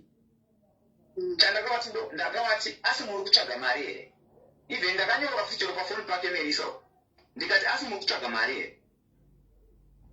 Saka mwana haasi kuenda kuchikoro? Mwana haasi kuenda kuchikoro akagara pambo. Why? Zvobvunzai mai vacho. Alright. No problem. Alright. Saka kumapurisa wati uri willing kuenda because mapurisa akutsvaga several times maoko ausikubatika. Handi wati kumapurisa uri willing kuenda uri kuzviziva. Maiguru kwanzi kumba kwangu kupi kwavari kuziva uno. Kwaunogara kwakasvika? Kumba kwangu. Kwaunogara iwo. Mapurisa nezuva vakandifonera vakati ndakataura kuti my guys they vekuvhileria vakati kune issue yakaita so ukuisrael nyaya but vanhu ava vari kukuti une maganzi nzi uvaporomisa kuti chivauraya ani mupaona. Okay. Nai, thank you alright for that one. Ngatibvunze mai vemwana. Nai Melisa. Maria pamakaenda kuchinda kupolisa pawaifonera courage uya kuno handiti chii changa chiitika? Notari kuti hauna kumufonera? Inini ndakamufonera before tamboita zvemapurisa or anything. Zvokuti paakasvika mubvunzei kuti akataura neni here kana kuti vaitaura nhau dzavo panze nevamwe vanhu. Ini handiri mumba.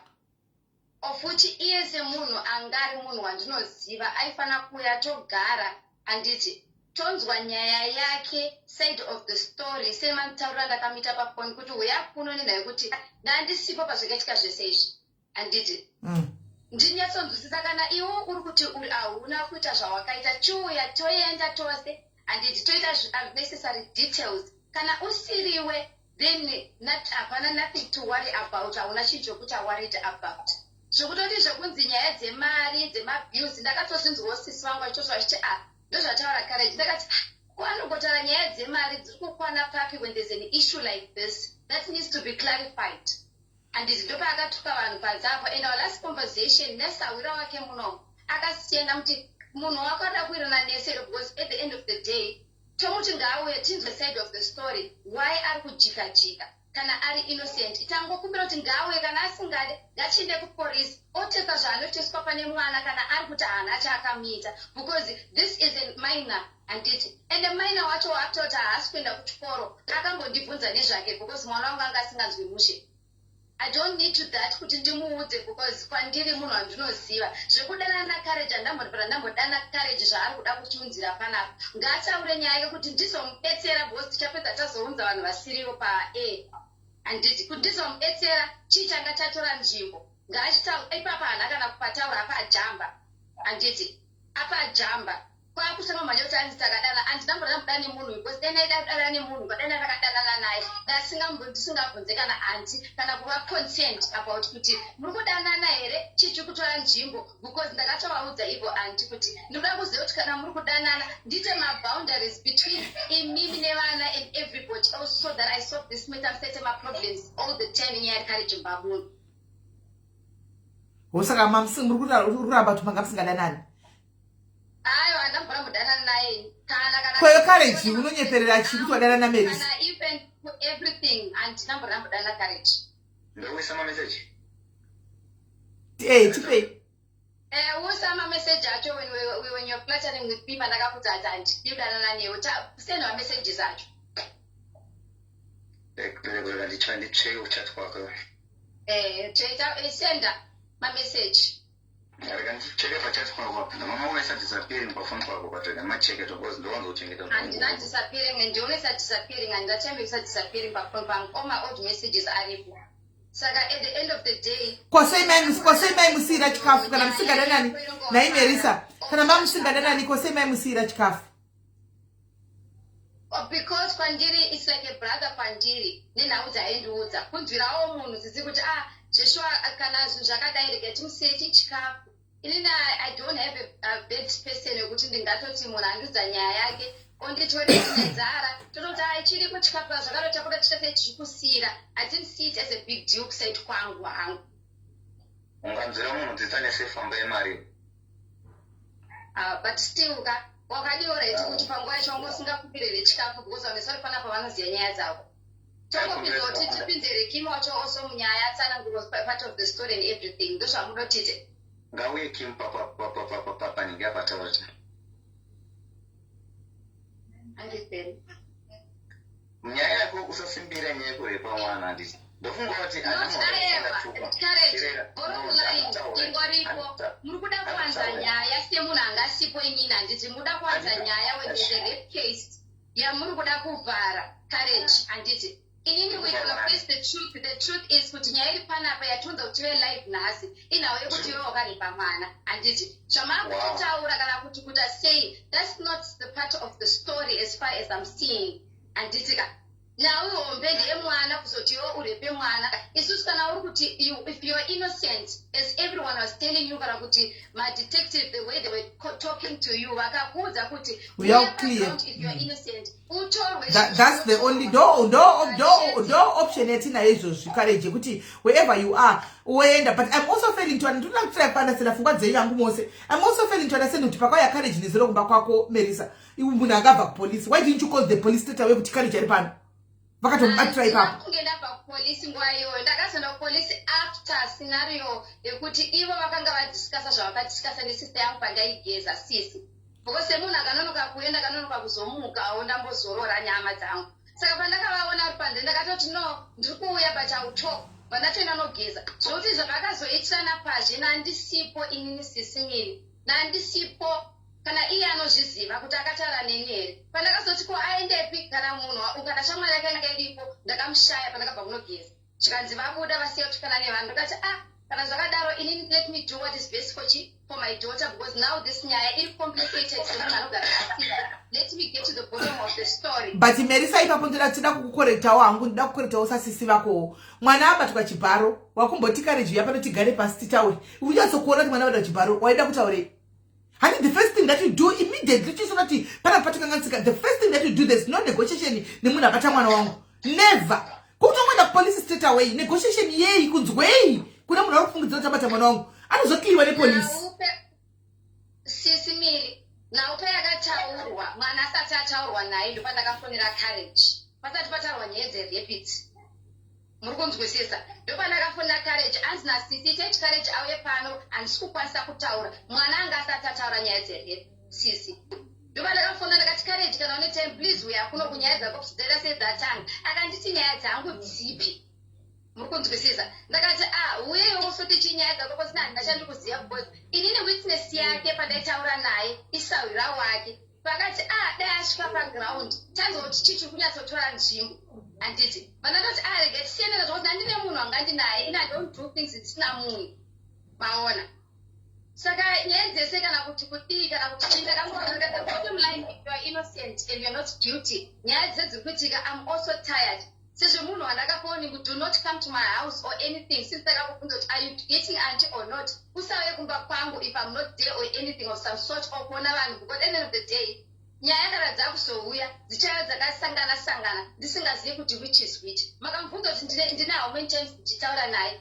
how many times have I want him. Saka at the end of the day iye zvakutozokuti zvaandi zvaiti no, but semunhu ari kuklema kuti maidanana ka semunhu ari kutaura kuti maidanana ndikutaura zvaakutaura yecourage. It's obvious pakuzomuti usauye kumaundisi panenge akutiwo sezvo panga pane iwewo obvious waitoona kuti munhu yanenge pana andi pane something chikuitika, saka anenge akuzvitora kuti igodowo nokuti taura chokwadi courage aidorova mese, animona aidorova mese ndo chokwadi chiripo. Inside pangu hatina anything chatakaita kana nothing because ndine mawitness angu emunhu waaida kuti timubetsere iye courage. Ndosaka ndati kana ari kuda kuti tiise vanhu vese apa maybe people would understand kwazviri kubva. Iye wacho courage haana kuti anyase dzakafanana, haana kuzadzikisa nyaya dzake dzese, nyango dzake dzekuti no ndakazopinda mutrabo ndadai kuti ndizodai ndizokubatsirwa ndakabatsirwa ndakadai. Aiwa nyangu ndadzinzwa ndadzinzwa henyu munogona henyu kuda kudziva nziri dzapanapa, but nyaya changodziwa dzokuti courage anoita zvema-armed robbery here nekuteka vatambo emagetsi here kopa nekuita zvekubata vanhu mukunzi. Tazviwa kudhara izvo muri kuzvivharidzirei? Tazviwa tozviziva tazvikudziwa. Anditi nyaya ingoripo inside pangu, handisi munhu wekuti ndingada kutaura zvakawanda kana kuti kudii sezvandakamunudza. Anditi kana iye ari innocent, let him turn himself in, otestwa zvaanotestwa, haasi kusungwa munhu. Handiti otestwa zvaari kutestwa, then toona from there kuti iye if is innocent it will be proven kuti is innocent. Kana pane another victim totangira ipapo, that is the bottom line. Police yairi zvairi kuda. Right, uri ku courage right presently, where are you?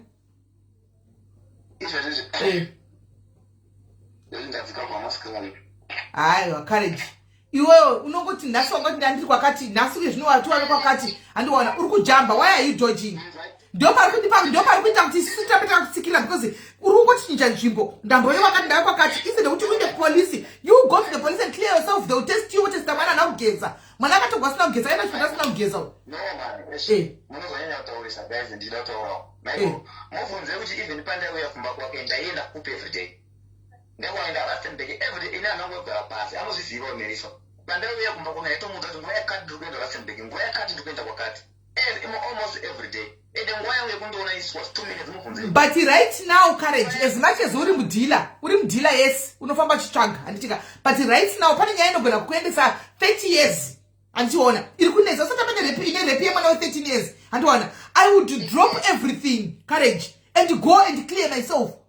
I would drop everything. Andingamboendi kumadhiri ekurastendei kana kuti ekumpumalanga kana kuti kulimpopo ione nyaya iri pedi, because right now uri wanted person ka my guru ina nakuramba ndizona katenda baba wati kata teacher process ma videos angu ndisanda kutanga kufamba kupawisa akasada kutaura neni munhu anditi akantumira munyina wakakati apashimandoro ndikamuudza you guys is like muruda mari because mna mari kupeya andi nekupeya mari ndizvo mari ndazenya anditi ndozvandakafenda munhu noti kushauda munhu andisati ndambotoka munhu nezvimamo.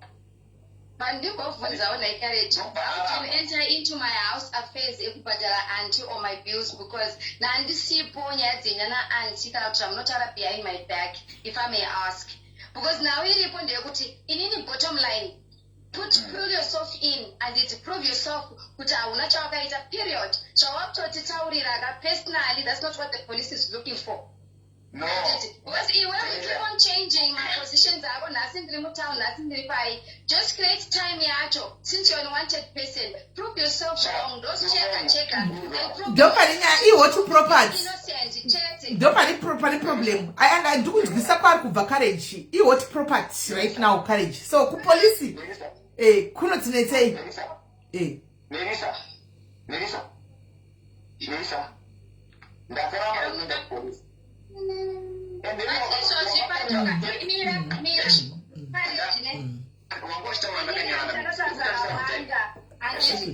Present yourself or put yourself in if you are innocent, then totangira ipapo. It's simple as that, because urikuwanza mutauro anditi urikuwanza kutaura kana kuti ndiri kwakati You understand? Of which that is not nice. If you are innocent, just prove everyone wrong. There's no need to put that is not important more than this because you know you're innocent. Fine. Bring yourself in. Chat. Melissa, ndakaramba ere nezura nakuuya ere ukaita sei? No, that was this is to after the case was reported. Well, that is so that courage right now uri pa wanted. Uri what property. Una danger iripo manje courage andazi yangu. Let me tell you. Right now inyaya yaka yashewa yatogwe mama bloggers right now uri pa wanted. Unoza zvinoita unosangana nemunhu nemwe a parent manje. Kwa kufamba ka usingazivi wewe akamboreperwa mwana wake ari kurwadziwa aona picture yako akuone wewe akuziva ari pa live. What do you think is going to be the next move? You are Uzivi. Antika, what do you think is going to be his next move? My guru, Terera. Those guys is all about to phone here and now, guys. In the case number, case number, you put a post up a page up. It's all about page case number. Now they post up a page up, case number. Case number is a private document. You can't pass your media, rock card, pass your media, even the kind of pass your media repo because it's public knowledge. Even docket you need to talk against no to get docket, the document, it's public knowledge. I see secret. Yeah, it's fine. And then you need to go and do the process and now put his and number it and was a number of power. So I said, okay, in a carriage. What's the carriage? Yeah. Sakatata sati mangwana windeka. Mangwana chi ukanda shitogona ngoni sala message to my gurunda kuchinda ku police. And one uchinda ku police station clear, go and clear yourself so that you move freely. Unodigwa acid. Iwe unenyere to zviziva kuti kwanzi unenyere. Unorwa nyere nemunhu usingazive nezivere. Unongosingazivika. Unongosiri prepared. Akamboreperwa mwana. Ari kurwadziwa aona nyaya pachiwa midwa kuti uyu akarepa mwana. Anokulaita.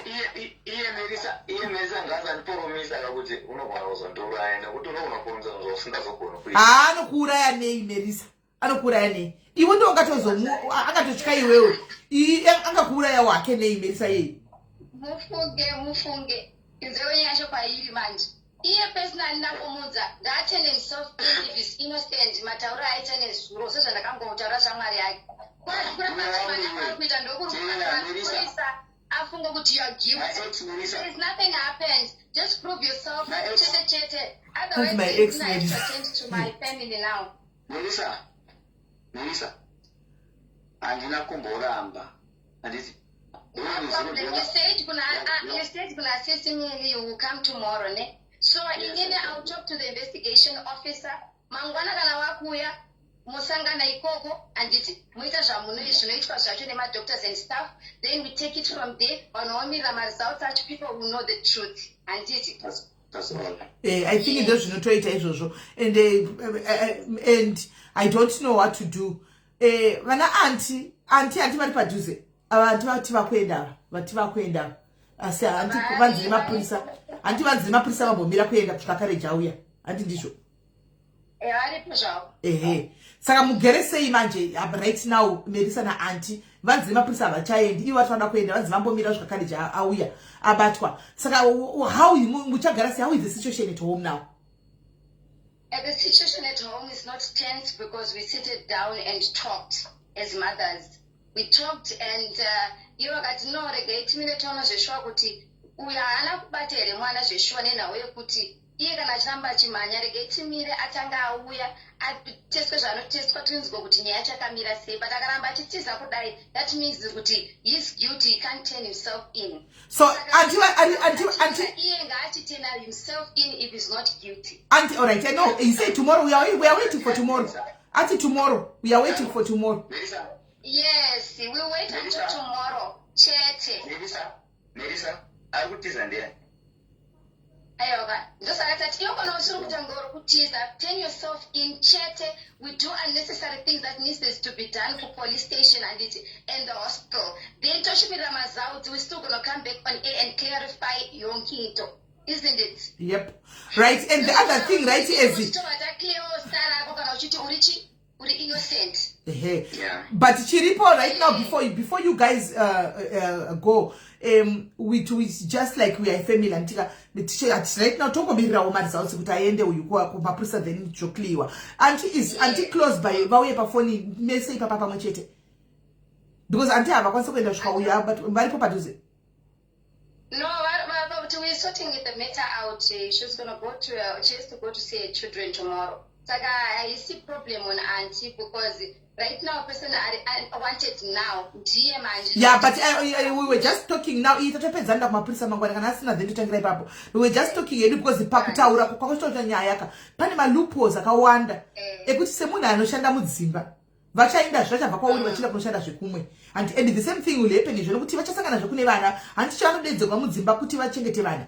Vachanosangana neproblem antika ndandoda kutongouza zvangu kuti anti kwamunoshanda muchienda mukaona behavior yevana zvinani mutukwe namai vacho but mataura antika taura icho kwadi mutaure musasara muchiprotecta mwana nokuti basa renyu kana muchidedzwa kunzi huyai kuno mushande muri kunzi huyai muchengete vana.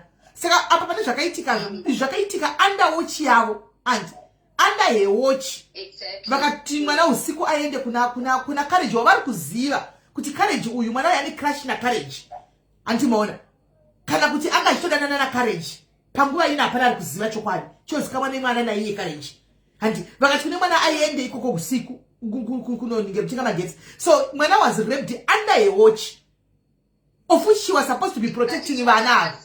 Telling her kuti she was supposed to be honest enough kuti sisi I'm dating courage.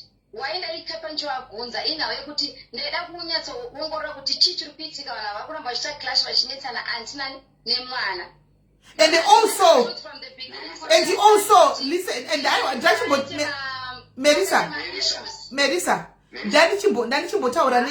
ndachimbotaura nenyaya yaanti anditi ndakuda kutaura newo futi sasisi anditika you also you are 98% to blame. You failed your daughter. Mwana akarepa chichoka ripo police report, doctor's report iripo. Antika ikuti mwana akaitwa forcible penetration and mwana akatsembuka. And the auntie even said it kuti mwana akashiba. Akadai. Antika you failed your daughter, your child, Melissa. One, why am I saying that? I wanted to correct there. I know pamori single mother or whatever antika. And I know kuti munofamba muchichaga kuti muraramse vana. Kuchaga marere enti kudi mchishanda mkwame mtenda mchidini antika. But you failed your daughter. One. You knew kuti munhu wechirume iwe how come unozati noenda kubasa uchimboinda kubasa unenge usipo most of the times. How come you trusted the courage usingazivi zvengu yakareba kuti anobikirwa chikafu kumba kwako achidya kumba kwako usipo iwe? How come? Program ya courage mumba mangu ndisipo. Saka chikafu aipirwa kurode? It's only few times, I think about 3 to 4 times. Pandaiva inini ndiripo. Not kuti it was a daily basis kusvika nhasi. It was the time I get a problem. It was few times, not the everyday basis. But even though never came to my house and also even though Melissa, I don't know this. I know this is your private life, but it's actually occupied my sister. If there's a problem, share with others. Sister, I can prove you all the documents who said mwana anoenda kuchikoro ane physical challenge angachiita that I cannot publish to the world. All right. This is my personal stuff. It's Naina courage, it's Naina aunt, it's not anybody. Okay. So right now as I'm talking to you, Baba Yana Baba, and I'm not a single parent, I'm married.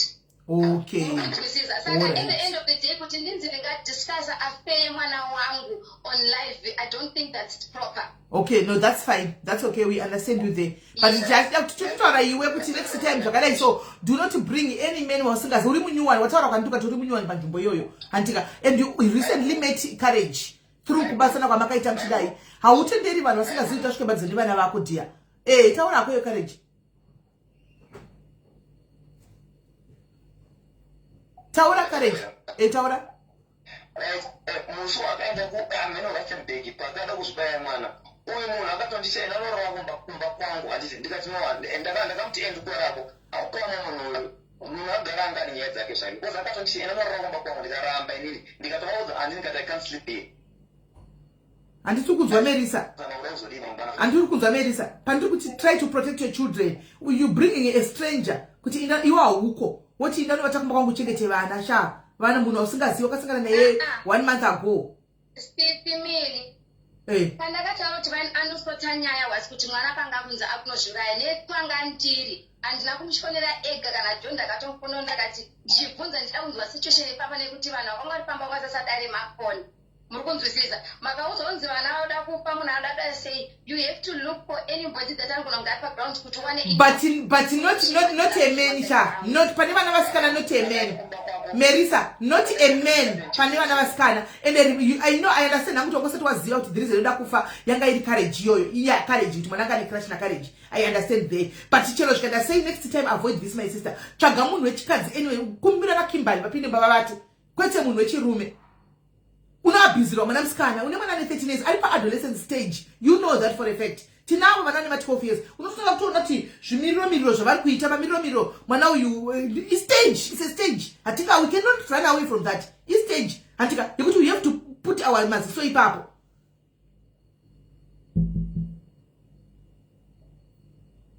andimona so ndonyaya inenge yavepo yakunetsa adonha ndisati adonha nechi but zvisinei courage tinomirira kuti mangwana iwo uende kumapurisa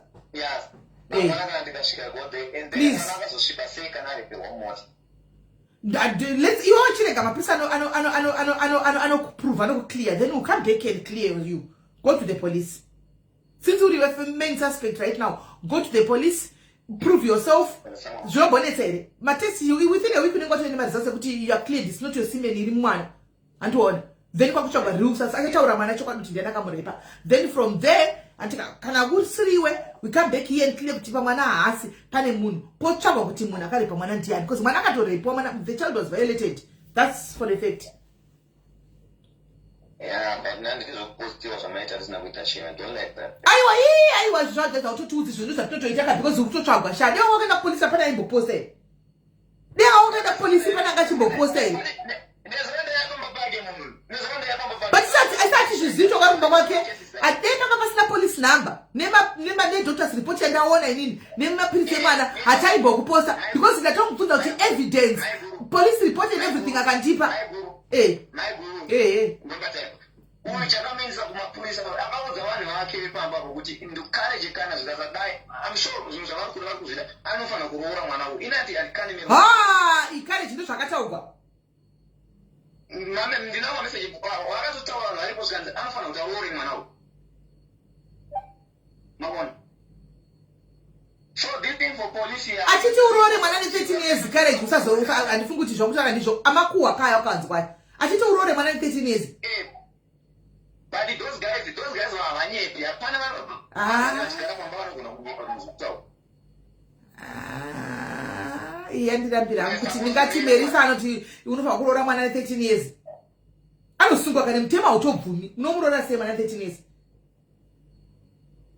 unosungwa newe wacho iye Marisa kuti anosungwa munororesa mwana ne13 years sei saka ipapo fine hanzi kune vanhu vakamuudza vekumba kwenyu kune vanhu vekumba kwenyu vanokuwa nemakuhwa vakamuudza kuti anziwo wakati anzi courage afa kutoroora mwana wangu afa kutomuroora because ndiye amurepa anombomuroora sei mwana ne13 years anozivei mwana ne13 years asakasunga chida chikora cheadvesuta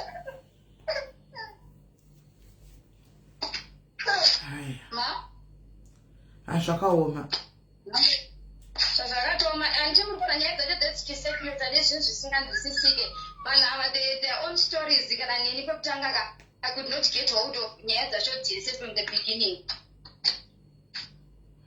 Alright, saka ngatimirire mangwana, let's wait for tomorrow and courage sezvapromisa tainde iyo zvokuti kuti uzoti kwa you don't like jokuposta aiwa ndo basa redu courage isu ndo basa redu pakatongoita pakatongoita ka whistle blowing as long as paine evidence yekuti kupolisi zvakarepotwa ende zvine ma doctors report aiwa hatino handideta sinotoposta ngosingambovhera kauya iwe asi zvokuposta zvatokuita kuti uye iwe utaure kuti wewe ina ndakurepa andiwana so uchazongoenda straight kumapurisa tozongoclear ko chakaipa chitoko clear the same people who are here the same people who gonna be here Marisa ndamutsvaga since kubva nezuro ndimuzamuzedeka ngasina ndimufonera usamutsvage enda kupolisi why do you look for Marisa go to the police don't look for Marisa go to the police will tell Marisa kuti munhu wako auya Marisa wakaenda kuwhich police station? Villaria. Villaria, okay, it's fine. Hey. And then you see, I didn't want to see a job on some sort of my. Huh? You want to see a job on some sort of my. Iwe kana wauredi kuenda ikoko tinosangana ikoko ne-investigating officer. Kuti ndokupa investigation officer handivaiti fonera nezuro here usingabate foni nezuro. Ndakaona maniti more than 8 times. namba yandakafonera ingeri yamama Junior, I'm sure. Saka manje anozokwanisa kufonera mamwe mwana mabheki. No, havakatofona nefoni. Ane mukadzi Courage, Courage is married, ane mukadzi. Courage ane mukadzi wakati uri muroad right now kuenda kumba. Kubva kumba achienda kumurume wake kwavanogara uko. Ini hangu paanogara panambe panogara ndinaye. Ndoiziva. Ini ndinaye. Mukadzi wakati uri mukombi right now kuenda kuningikiro ku South Africa kuningiko. Izvozvo speak. Kana asati asvika. Saka inini panyaya dzakadai maje information, saka information inini ndichiinvestigate because ndinotogara ndine information, ndine information.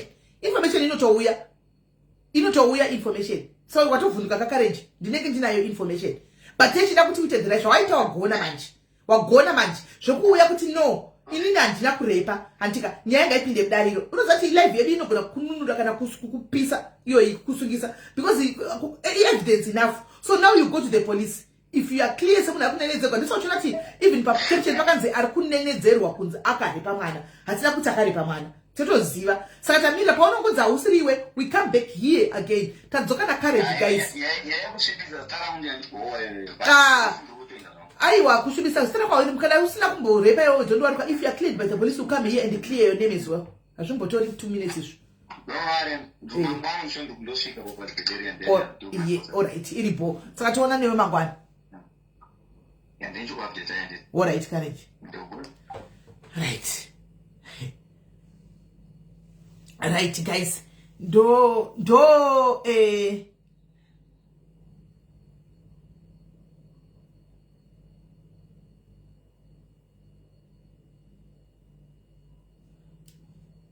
Hello.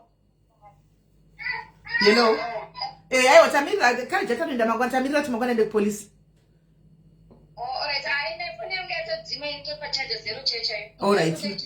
No, that's okay. Tomira mangwana acho. We'll wait for tomorrow. Atsanenga chinde update. Arikuda police mangwana, atachande update mangwana chinda police. Arikuda police mangwana so kutaura kwaita. Ndo zvataura. Because that is the same thing I was saying from the beginning. And now, and this or anything, and nazo pakuti ine pesa pandakabvunza vanhu vemupamuno maifana kundudza chokwadi from auntie and everything more than mashoka ndinozowana. That's okay, Melissa. That's okay. Chirega ainde kuone mangwana acho. Andi mangwana anosvika. Kwatove hours left. Ainde and then we start from there. No, alright. Alright, that's okay, my sister. Alright, thank you, sis. Alright. Right. These are some of the challenges, guys.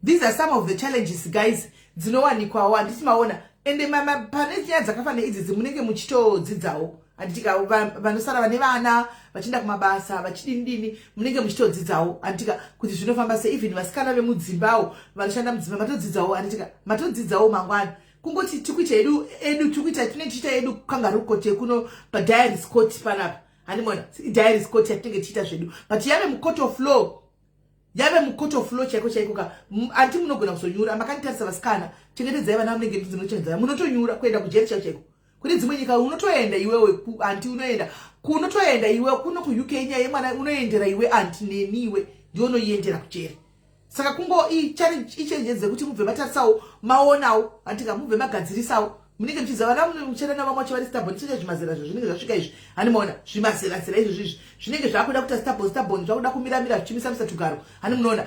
chengetedzai vana andi muri kuzviona right and there's a lesson to be learned pane zvese andika even uri mai vemwana urusiya vana there's a lesson to be learned. You don't just meet somebody ku street uko otomuti pinda pa vana vangu pa kotuka chitara nyaya dzevana idzi maona mwana mudiki arepiwa ane 4 months mamuona yandarwadza andakutogonyetsa kugona ndakuramba ndakatarisa ari mwana baba nyakuzvara guys nyakuzvara mai kungobuda kuenda pamashops kunotenga something wasira mwana hanzi mai izvozvo iyo ipersonal yekumba kwavo hatizogoni kubvunza naTB zvimwe zvokuti baba murume iyo ipersonal yake nhau yangati ungadza pana padeya yacourage nake nemwana zvokuzoti kudi chete zvipatangovhunza zvechikoro paya kungovhunzawo hedu but ipersonal dzavo handimona zvinenge zvaapersonal ipersonal dzavo dzimwe dzachona dzinenge dzisinei nesu handimazviona asi inyaya ingoripo ndeyekuti vana vari kubatwa chibharo kunze uku guys vana vari kubatwa chibharo kunze uku be very careful waunosiyira vana mwana baba nyakuzvara chaivo ivo nyakutundira vachona ndo vabata mwana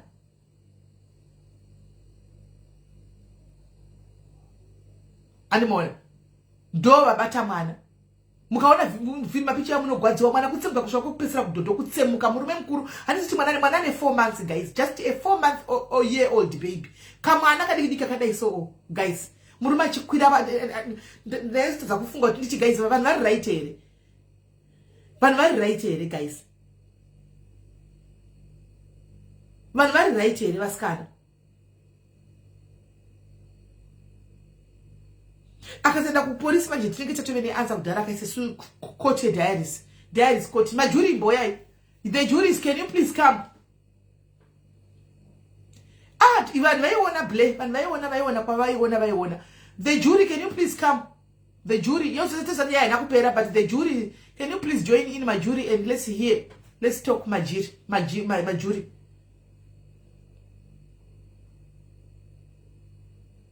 4 months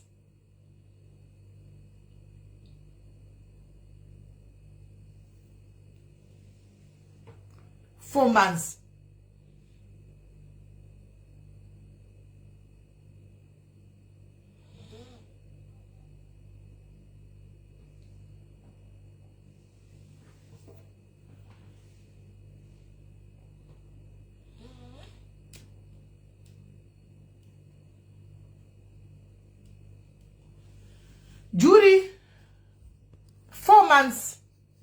That's a jury. Google it tomorrow. I'm trying to add Google it tomorrow as the jury.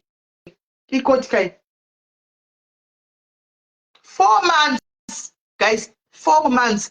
Right? Do we have another jury, guys? My jury was Africa. Do we have another jury? Right, jury, how are you this afternoon? Muri sei sisimeni? I couldn't say. Ndiri right. Asi inini nyaya iyi ndikuona ine mapotholes ini. Mai vachona havasi kuratidza that rumors kuti mwana wangu akarepwa zvechokwadi. Mapepa ndo anotaura mapepa ndinawo. Mapepa munawo asi ndoona ngati mwana uyo akarepwa kare sezvo akatomboita mafeelings emurume kare. Kana ari courage akarepa anenge akatobvirigwa kare zvakazobatwa zvazvo izvezvi asi zvinenge zvabvirira kare kana mwana akagara atori nemafeelings nacourage ndokusekuonawo kwangu hatizozivi tozochimirira kuti doctor achitaura kuti stimen rekupedzisira iri ndere mwana kana akagara akaitwa kudhara mwana anogozonzi akakuvara kutsemuka kusasi sei iri itonzi forcible penetration. Ameno asi ndokusekuona kwangu ini kuti panenge pane maissues aripo ipapa. Alright, pakanaka juries to come. Pane majuri here, pane majuries here ari kuda kujoina apa, majuri anoda kupinda aripo here, majuri aripo here anoda kujoina apa, tinyatsa kunzwisisa ari kuti tinzwewo kuti mukuti chi because zvakaoma zvakaoma. Amen. Varipo here vane chekutaura guys kana mufoni hanzi edme unoisa request kanyaradzo kana ndikati jury unoisa request but let me try to add you. Kakaipa regai timirire mangwana, regai timirire mangwana zvinetsi mangwana anosvika, mangwana anosvika tizvinyararai. Batanga kuthola auntie guys, I saw a clear picture. Batanga kuthola auntie, I saw a clear picture. Hello. Hello, Sister Magic. Yes, niyaphila unjani sisi? Ngiyaphila. Makadima diaries. Imbomira khona pa Facebook imbomira taura ina WhatsApp. Okay, indaba lenzima endibuhlungu futhi. Yebo. Number 1. Yebo usisi uqhatshe u-auntie. U-auntie was supposed to have duty of care. In South Africa, how can you leave abantwana 13 and 6 to go out at 5 and come back at 6? And yabona khona kokuphambanisekile. Number 2, okay, as soon as the children come back, umntwana uyatshengisela ukuthi kulento eyenzakeleyo. First thing to do, okay, so umntwana uyasho Ubiza amapolice. Tell the mom first ukuthi sekulento enje senzenza so senhle mbiza amapolice wena buya khathesi. Already told the mom after the police.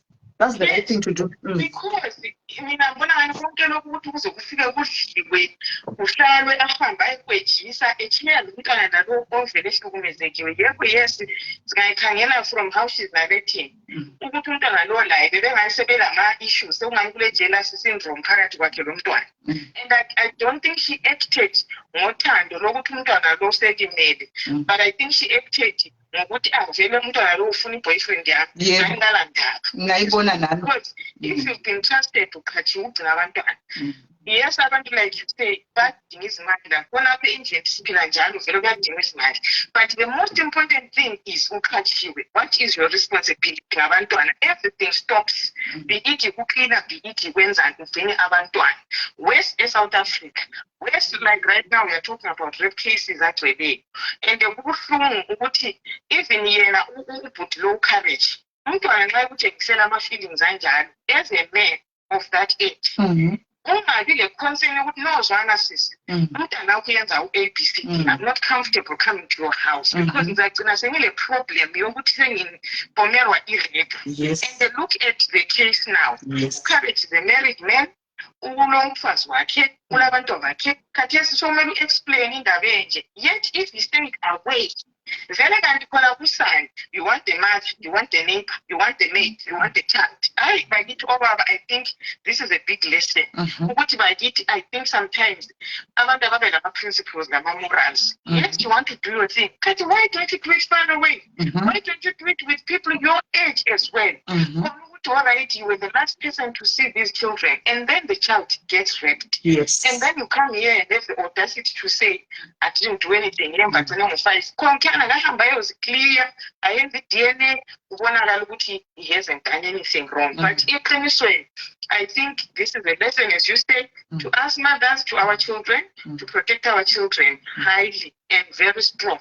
Moreover, look, when this happens, she's at fault because she introduced the children to this uncle. Yeah. And we all know that eventually problems. Of course. So kuqakathekile ukuthi protect your home. Don't make your home a circus ukuthi kulomalume ukuthiwa uyaligcina. Nguye umalume othatha advantage because he's providing, he's giving you money here and there. Uyathenga nama biscuits. Takes advantage of everything. Uyathenga nama biscuits. Ukuthi a 13-year-old child gets violated. Well, for now, let's be honest, asikwazi ukuthi nguye ucourage. Yeah. Maybe singamniki blame, but he was the last person to be seen with the children. And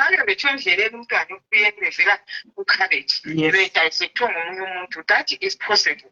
But kubuhlungu ukuthi umntwana baqambe yena ucourage. So ngabe abantwana baqambanga ukuthi ngubani, ngabe asikhulumi lo courage kathesi. And nakhona khona lapho ngikubambe kancane mina into mangicela laphana isikhathi ngisho ngisithi ngicela ukuthi manize indaba zenu nilethe indaba zenu ngiyazama nilethele indaba ngicela ukuthi ngikhulume iqiniso ningaqaleli phakathi ukuthi usithila zange antshele vele ukuthi uyamazi lo bhuti njani uze kimi as if ubhuti lo ubethandana ngesisi akamazi lo bhuti totally akamazi. So mina I was shocked emuva masikhuluma ngizwa lo bhuti engitshela ukuthi entshele emuva ukuthi hayi siyazana umngani wami into ngambuza ukuthi awu kanti uyamazi lo bhuti mina wena kade ungitshela ngathi nje umuntu lo stranger nje waze wabuya endlini yakho ezobona usisi wagcina wabamba umntwana kanti udala uwa introduce you know it was a little bit confusing.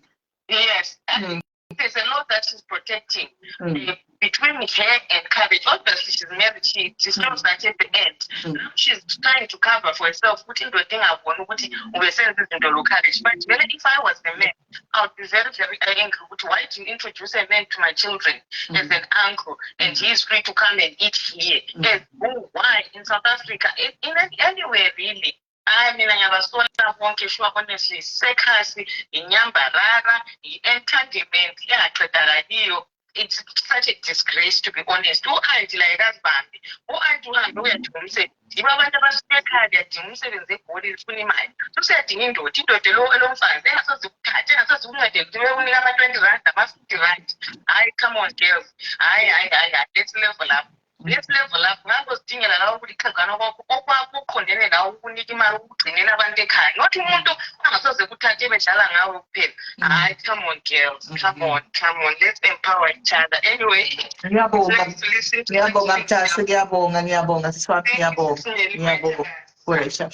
right, call on Facebook. Yeah, Maswera says Ismaili, Maswera say my diaries. That's where.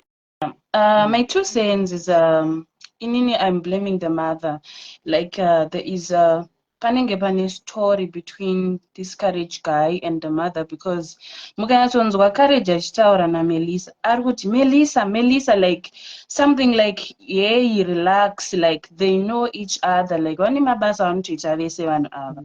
Saga Melissa, she's not pushing that much, and she's trying like kudakuka kufixa Courage, like because mambonzwa Courage achitaura tinini Courage akadanana na maiwe mwana.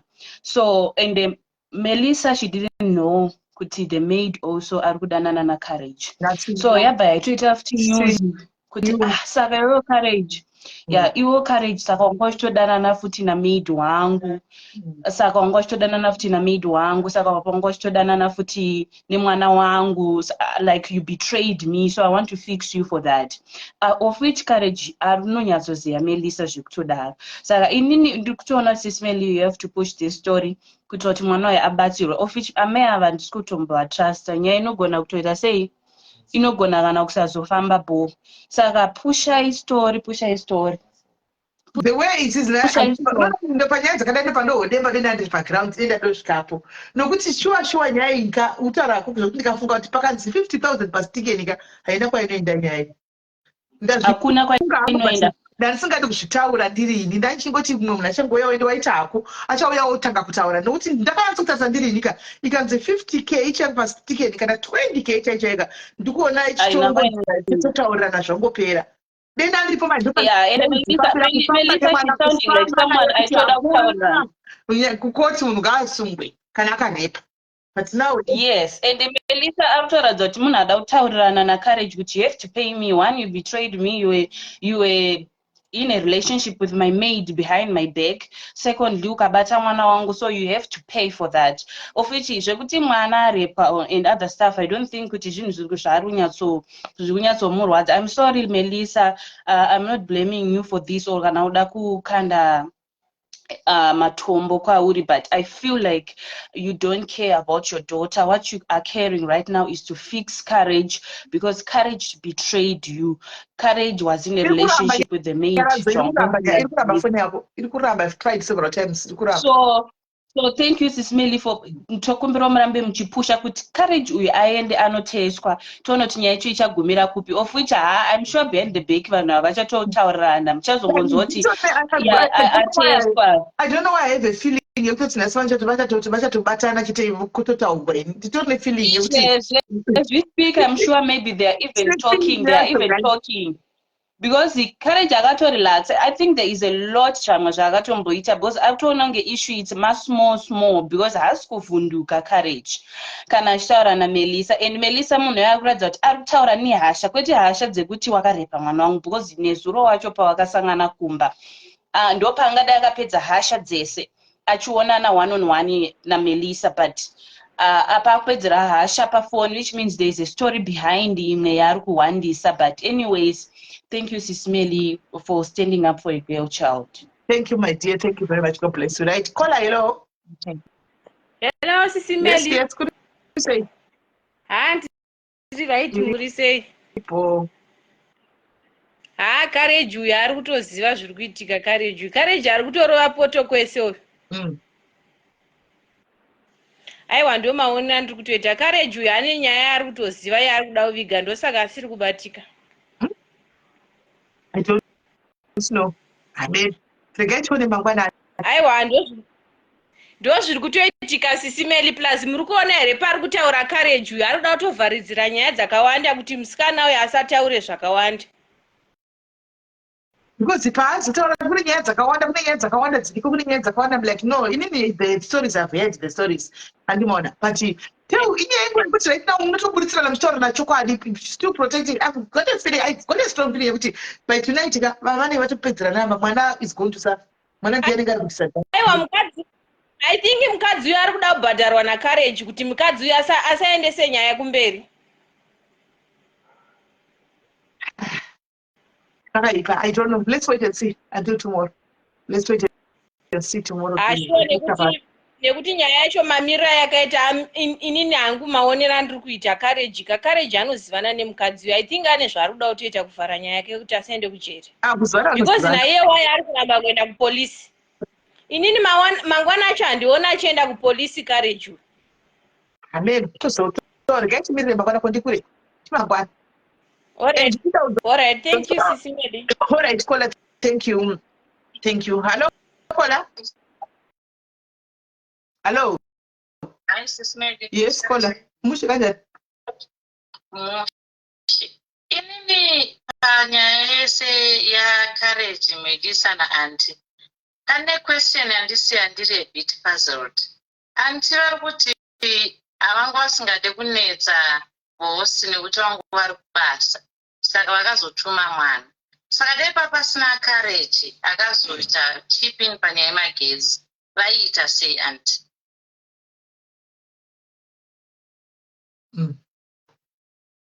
That's a question. Ndo mubvunzo wangu number 1. Number 2, uri kususpecta uri mai kana kuti uri musikana, but obviously I grown up somebody kana wakukwanisa kusiyiwa in the care yevana. Uri kususpecta kuti pane something chiri wrong nemwana. Number 1 chekutanga, unoenda kuchipatara nemwana. Chechi2, mapurisa.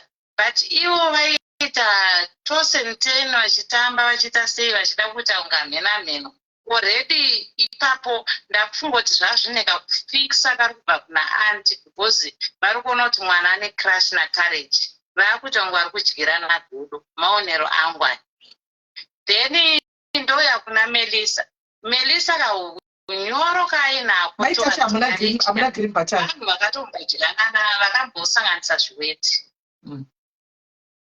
And nyaya iyi Sisimeli inoda kunyatsoti tinyatsodzifambira because tikaposa inogona kungotsikwa vozouya vataurana kusereva kuti Courage akanzi haana nyaya kupolisi. Aiwa, ameno ndikaichiona rallying, but it's for the police to clear now. It's for the police to clear you because it's the last person akakaunyaya iri kuitirwa kupi Sisimeli? Kupolice station kwavataura kuya. I know kuno South Africa but kupi? Inonzi kuJoburg uko. Joburg here. Can you find out which police station? Ataura Stari police station as. Ataura milengo tasa babepara mira pepara police station here.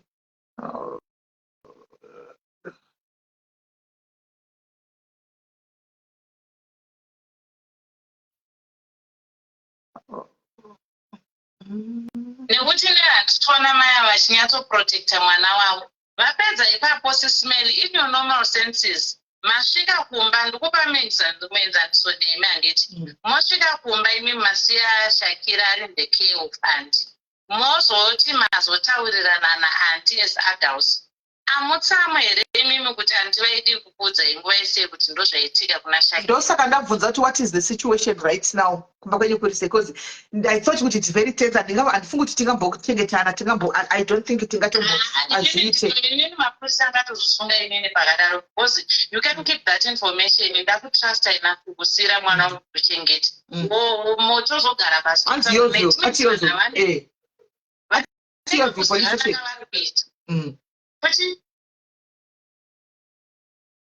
Atiyozvo police station. Vilarea police station. Thank you, Courage. Vilarea police station. Cheka pano iri nechepano. Saka vorelasa voti takataurana as adults. Already mwana damage yaitika paari, it's irreversible. Igold mine yemwana iyoyo yatokanganisika. And the future yemwana right now kamwana ari vulnerable, ari kukura haasi kuziva zvakanaka nezvakaipa. Ndo time yekuti isusu as parents we need to protect vana vedu at all costs, because anenge asingazivi mangwana mwana anenge akublema mai vake, and doesn't see that much. Iye Courage kumba wake mukadzi akati akamumirirawo nenyaya iyoyi. Akatomumirirawo pana kuti mukurona lula mukadzi abva kuZimbabwe, anga ari kuAfrica kuZimbabwe. Iwe unosvika kugamiwa nenyaya dzekunzi wosvika nenyaya dzekunzi unotsotsa nenyaya dzekunzi uri kochi apa live iripo, usvikotaza kuti ndakandanana navo ndakadai kutoita mafenzi, kuri kupisa kwese, kune kuchipisa kwese. Imanyanda kufunga futi kaCalmness kana Melissa, kana chiri chokwadi chekuti Melissa ari married ka nekuzotaurirana nekutaurirana kwavakaita naantika. I think naiwe Courage ari mukombedzo chete. Melissa ari married here. Naiwe Courage arimo Courage mukombedzo chete. Roni Melissa ari married here.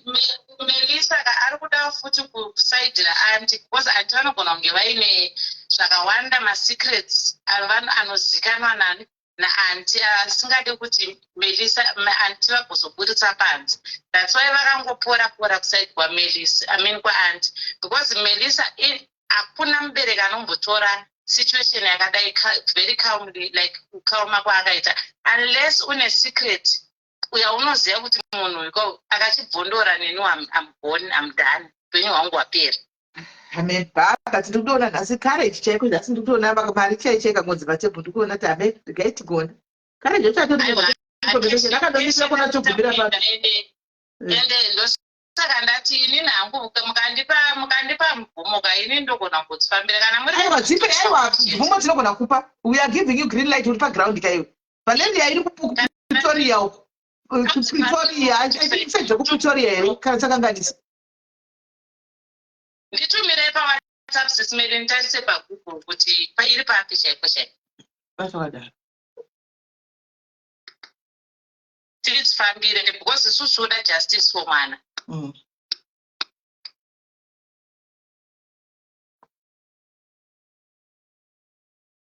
Inotowira under Pretoria sakanganisa nditi. I think so. Pretoria padhuza. Pretoria East. Pretoria East. Alright, ndaiona. She's married. Courage ari kuti she's not married. And she's not married. Courage ari kudaro kuti she's not married. Saka why is she saying she's married in life? Amen. Already kwandiri question mark 1 iyoyo ndiri mukoti ndakutobvunza kuti why did you like you are married? Whereas you are not married. Kana atorowo nechimunhu chake chaanongogara chichiblesawo chakewo, but why did she lie in the first place kuti she's not married? Because obviously uya panapa kutsvaga help handiti kutsvaga rubatsiro, saka unotsvaga rubatsiro sei uchiva aita zvimwe zvinhu. Courage naMelissa had an affair, number one. This is now my analysis. They had an affair, and then since Melissa achimboshanda hamena out of town kana kuti anoita busy zvekudaro, anti ndo vanga vari paground ndobva vakabirawo beat then mwana obvious pambapa pandaudza kuti hapana mastrict rules because carriage kana achinzi enda kuvana vari vega amen uri kutuma murume mwana kuvana vasikana anything can happen hatisi kuti zvakanaka but anything can happen iwe as a mother unofanira kuprotecta vana vako saka already Melissa aitrasta Courage seboyfriend yake kuti enda kuvana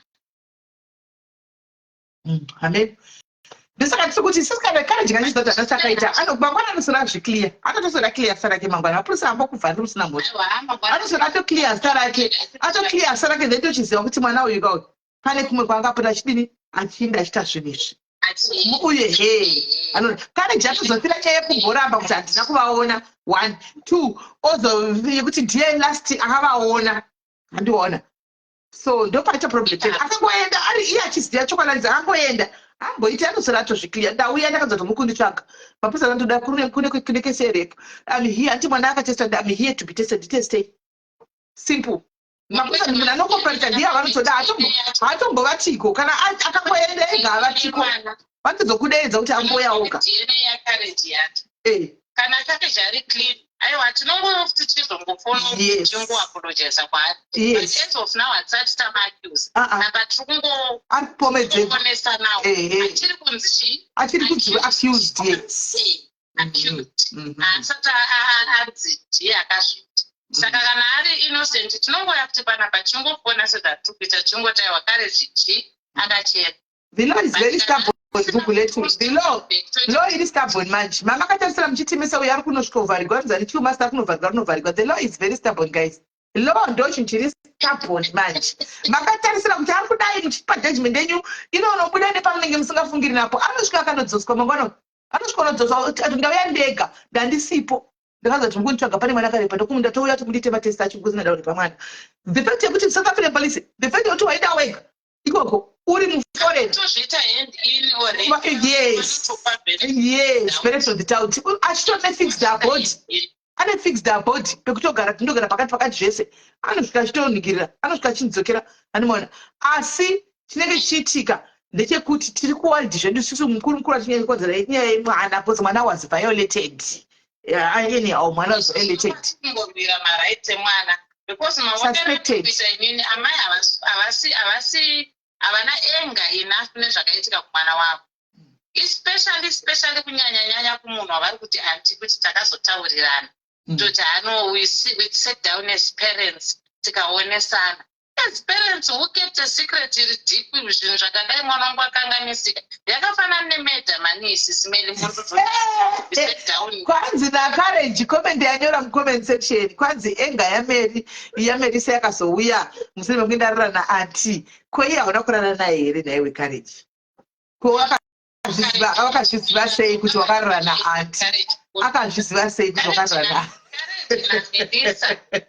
vanhu vanozivana zviweti zvozivana ende Courage akaziva sei naiwe Courage kuti warara naanti Courage achidaidza Melissa sisimeli akabva hatina kupusa tiri vanhu vakuru uya in our 40s vanzwa achiti Melissa pai unyanzonoti kaMelissa kaike vanhu vanonyatsozivana mugurugwa moti makamira sei otherwise even iye Melissa but ndakambodana newe inini handambodana ne iye Courage atari kutitumira mascreenshot ngaatumire kationa tikandiro Courage mascreenshot anyway ndotuseni dzangu dzana achida kungocontributa panyaya yekuti I'm not satisfied nereaction yamama nekuzoti nanti takataurana whereas mwana akanganisika for the rest of your life ende zvichamuhanta forever yes zvinezvi mwana mudiki she's not thinking straight achiri kukura asvika patime yateta kuti akuita zvekukura zvevasikana zvekutanga kumachuwa izvi saka haasati akunyatsoziva but kana mwana wayakuziva ndo vana vai vanozokura vachiti I hate my mother for what she did because amai havana kuprotecta mwana enough right saka I hope nesuwo maparents tiri panapa padiaries tiri kudzidzawo nana anti vari mudzimba muri kudzidzawo zvakawanda because anti kana law ikanyatsoita vikanyatsodzifambira zvisina kuti vatora choko mumwe, and must be jailed. Anyway, ndivhurire munhu kana sisimeli. All right, thank you very much, Kola. Hello, Kola.